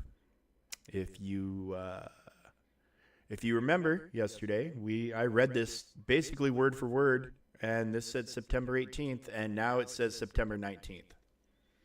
So we will not have Shin tomorrow. We will have Shin on Thursday, per the normal release schedule of a marquee. So she'll get the update will hit tomorrow. She'll get added into the game. The mercenary tag will get added in. We'll see the population of the mercenary faction. But yeah, as it should be. It was just a typo. Just a typo. So perfect. That works out. Like I said, I was going to be bummed because we did some fun testing with the Great Mothers, going into Squad Arena, which I don't think we're going to do this time, but we could, like, if we build like an Inquisitor team, because I think she'll plug into Inquisitors. She'll plug into Seer, but without Balin, I don't think she's going to be much of anything. At least she's probably only going to show a small percentage of her potential until Balin gets released. But there we go. There we go. We'll go ahead and switch back. And yeah, happy that that's gotten moved to Thursday. So yeah, we are officially wrapped up for the day. Which is unfortunate because I've got a little more time that I could fill, but I mean, Sam's going to be home in about half an hour, so I wouldn't have much more than 20 minutes. And I didn't eat yet today. I wasn't hungry before I sat down, and then I sat down, and about 20 minutes later, my stomach was like, what the hell is wrong with you? So I need to go and get a little something to eat before the kid gets home because I'm feeling a little peckish. So I guess it works out, the timing. And we're just under 2 hours. 2 hours is kind of what I shoot for as a minimum. If I can go longer, I will. Although I will say, I was poking around on the Xbox store today and was looking for a specific game that the rumors have said is going to be re-added. And if it does get re-added, I'm going to start doing playthroughs of it. But the Revenge of the Sith game from the Xbox 360 is on the Xbox Marketplace. And I was talking about that game in a stream a week and a half ago, somewhere in there. I can't remember the exact date. But that game is $10 on the Xbox Marketplace. Now, people were complaining the display, because they didn't update any of it. It's just a straight port. It's like a 4.3 aspect ratio. So I don't know how well that'll present in a stream, but I kind of want to stream the game because it's not beat for beat the same as the movie, but it's very close, and they added some stuff that I think was in the original script that never made it into the movie. And there's actually scenes from the movie intercut. Like, the game came out before the movie, and it actually spoiled Order 66 and all that stuff. Yeah, I might have to play around with how I've got my layout to make it all fit, but I might pick that up for $10. It's cheap. It's a fun game. It's very well made, especially for how old it is. I mean, it's a 19-year-old game at this point. But I might pick it up and just stream that, just to have something else to do when things are a little slow. I could always play Warhammer Space Marine, but that game is so damn intense that I don't know that I would be able to narrate. I don't think I'd be able to sit there and be like, hey, I did, and talking. You'd hear me cussing and see me like, oh, fuck, oh, shit, oh, goddamn, oh, I'm going to die. You'd hear me talking to my team, more than anything else, unless I played the campaign. But it's a great game. If you haven't looked at Space Marine 2, and maybe it's just because you're not into Warhammer, you can think of it as it's Gears of War, just in a different format. It's an outstanding game, and it's beautiful, and technically it's running pretty flawlessly for as much stuff as on the screen and as detailed as it is. It's a pretty impressive game. Yeah, no, Warhammer, my brother and I have been grinding Warhammer out, and then when my nephew's like, come play Fortnite with me, we're like, all right, we'll come play Fortnite with you. But yeah, we've been grinding out stuff in Warhammer. It's pretty fun. It's pretty awesome. But yeah, I'm gonna go and get a snack and get ready for the boy child to get home from school.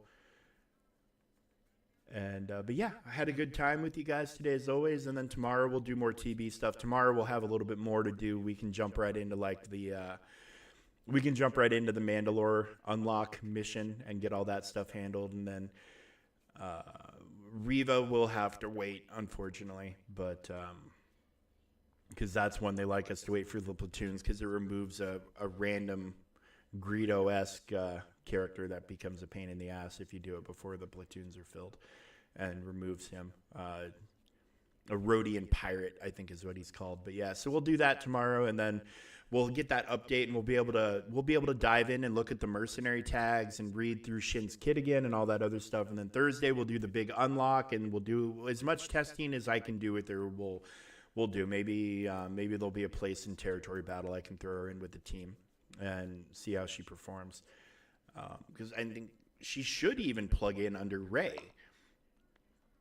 which could be fun, in the next week in GAC, throw her under Rey and see if some fun stuff happens. Who knows? It's, it's the neat thing about characters. There's always a world of possibilities. But my opinion is that she's not going to be, there's not going to be anything special about her until we get Baylan. And then I think once Baylan's here, and Merrick probably, we're going to start to see the whole picture. I think we're just going to be getting a glimpse of her potential for now.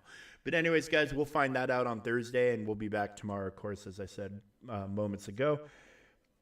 Just for more TB stuff and some more hang. It's always a pleasure having you guys here. You guys make my day. You guys showing up each and every time means a lot to me. And let's just keep this thing going. Hopefully keep this thing growing. Spread the word, share, like, follow, and all that. Hippo, how you doing, my friend? About to drop the sickest dab. If I dabbed, I would probably hurt myself. I'm too fucking old to dab. Too old to dab. And I'd probably hit myself in the nose if throwing my arm recklessly across my face. I've never broken my nose. I've broken a bunch of other things. My nose has never been broken. And I boxed. I used to box, and I boxed and I wrestled and I rodeoed. I did football, all sorts of full contact shit. My nose has never been broken. And breaking it live on stream, while it would be hilarious, I would probably laugh about it in the future.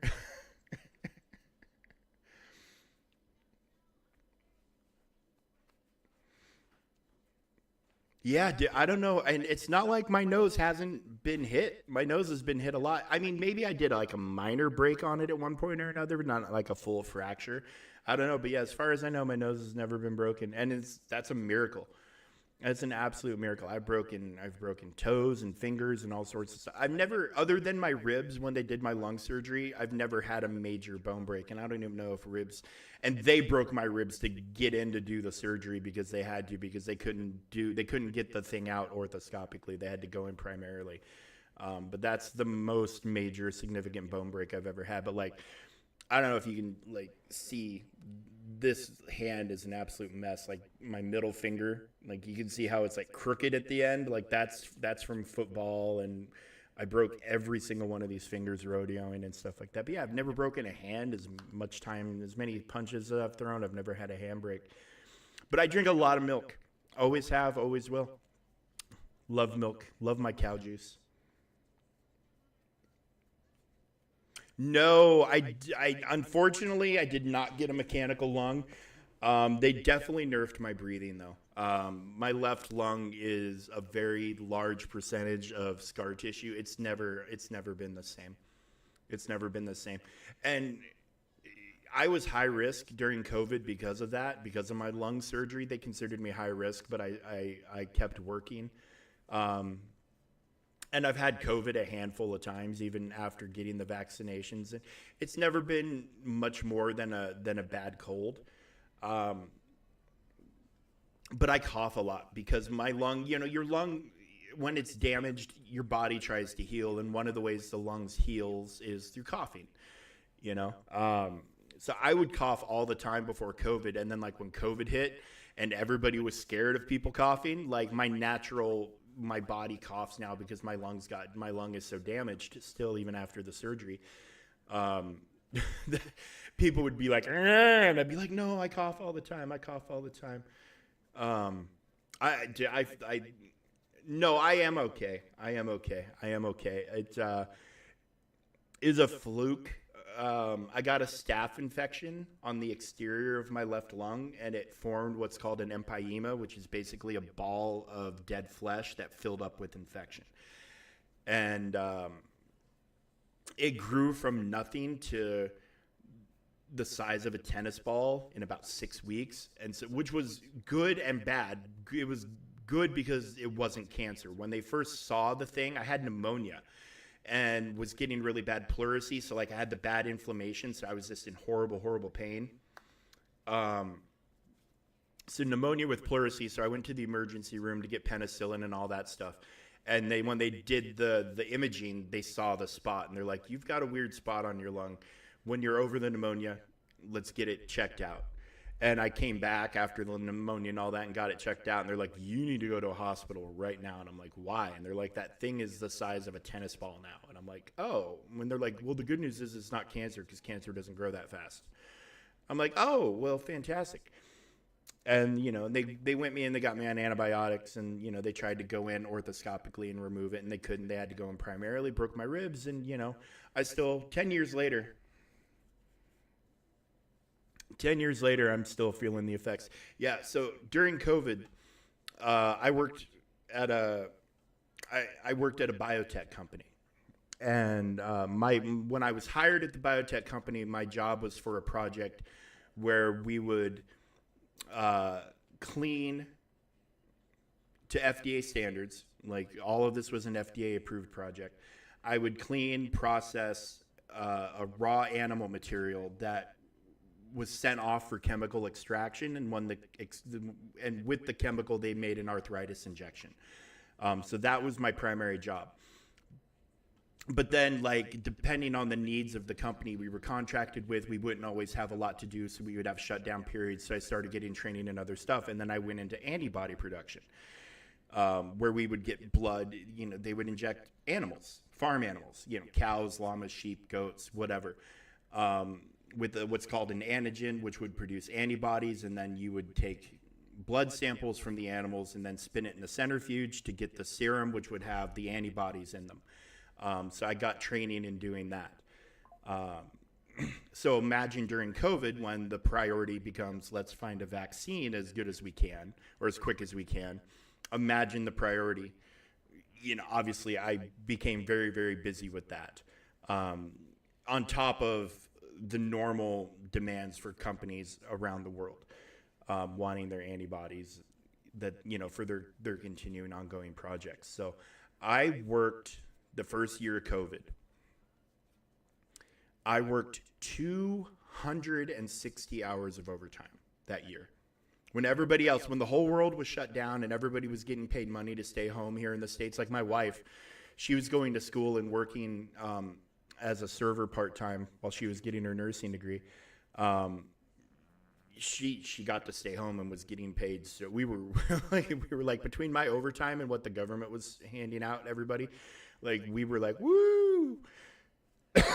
we were loaded. But yeah, I worked on top of the normal 40-hour work week and whatever. I worked 260 hours that year. But they got the vaccine out.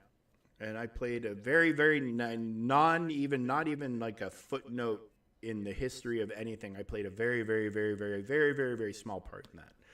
Somewhere along the line. But yeah, 260 hours. It was crazy. It was a lot. We were one of the few places not shut down. We were considered medically essential. But yeah, I did get a couple of breaks during COVID when from work when I got it, because my wife, going to school and work and all that. If, they did virtual for her for a little while, but then they had her come back.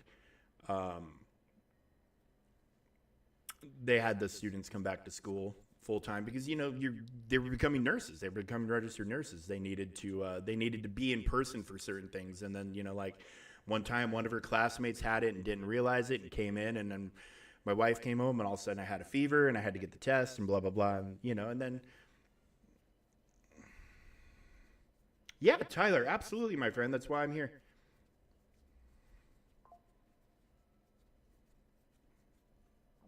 Oh man, yeah, Hippo. Sounds like you got it really, really bad. Um, my work wouldn't let me come back until I didn't have a fever anymore. That was my big thing, and it took about 5 days for me to not have a fever. Um, and I only had one COVID test done during that time, and I'm fairly certain um, the place that did it screwed up because they're supposed to take the giant Q-tip, and run it up into your nostril. That was the test I got, and they're supposed to do it both nostrils, one on each end, and they only did one end of one nostril, and then they snapped it in half and put it in the bag and sent it off. So my COVID test actually came back as negative. I didn't have COVID, but I had a fever. So I suspect that when they they did the wipe to do the test and all that they didn't have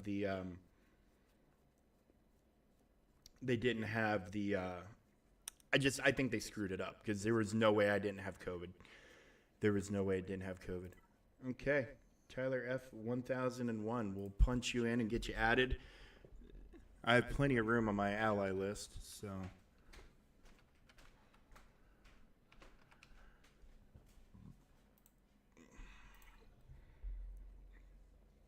Oh, look at you. Brand new player. Good to see. Good to see. You're on your way. You're on your way. Look at you go. Look at you go.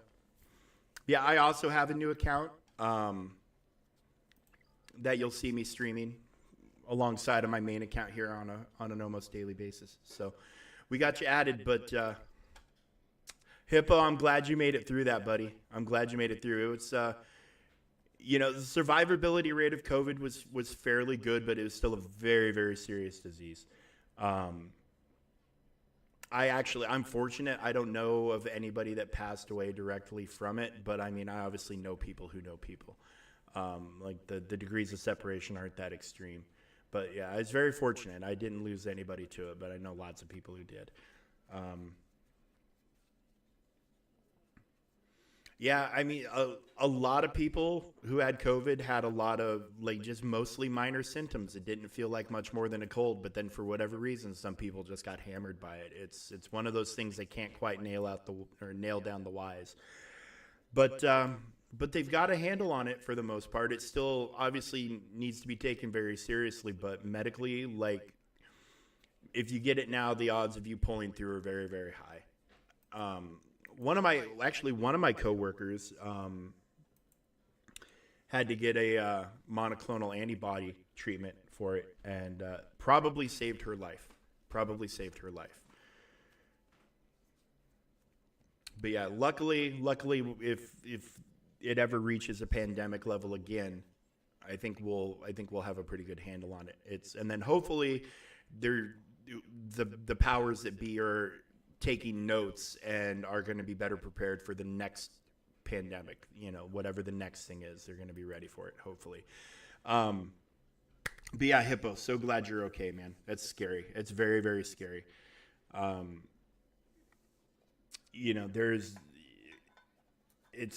Being sick and having no control over it is a horrible feeling, and I'm glad you made it through. But I gotta go eat real quick. I got like 10 minutes till my little kid gets home, so I gotta get something started, get something in my belly, because this old fat man's starving. But yeah, guys, we will catch you tomorrow, and then thank God they updated the date, and we'll have some fun with Shin on Thursday. So Tyler, welcome. Thank you for the follow. Look forward to seeing you again, my friend. I'm sorry you caught us right here at the end. Oh, hallucinating because your fever was so high and you weren't eating and sleeping. Yeah, dude, that's hell. Like, if you've never been through anything remotely like that, that is as close to hell on earth as you will ever find. It's terrible. It's the worst. A super high fever, if you've never had one, can just absolutely wreck you.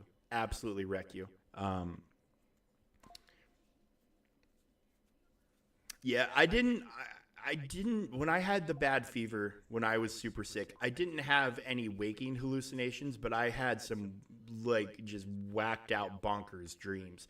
And I'm one of these people, I do dream. Obviously, I do. If you don't, they say if you don't dream, you're going to go insane sooner or later. So I obviously dream because I think I'm sane. We might have to ask my wife. She might disagree, but I think I'm sane. But I don't remember my dreams. If I wake up in the morning remembering what I dreamed from the night before, I'm like, oh, I remembered a dream. How odd. You know, where most people are like, they remember every detail of a dream. I don't dream like that. I don't know why. I don't know why. It's odd. Depends on a lot of things, Tyler. You can do the 5-star unlock very, very quickly. What you're gonna want to do, it's funny that you're here. If you were here half an hour ago, you would have seen this conversation happening already. What you want to do is you want to focus on this team right here. You want to focus on Phoenix and especially Captain Rex.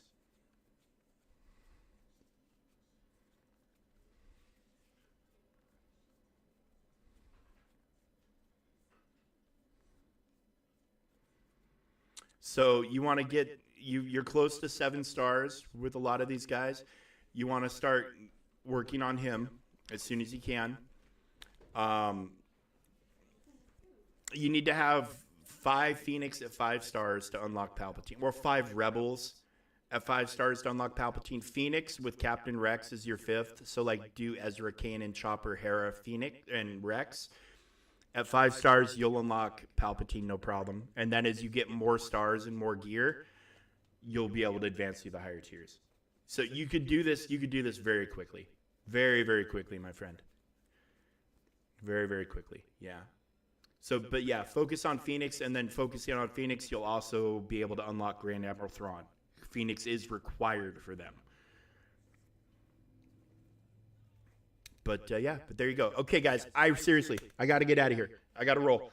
But Tyler, welcome. I'm always here. If you have questions, I'm always here. And this chat is filled with a bunch of friendly, knowledgeable people who can help you out as much as I can, if not more. But guys, love you. Appreciate you. Thank you for being here. Like, follow, subscribe, share, spread the good word. Get some folks in here. And we will catch you tomorrow. Bye-bye now.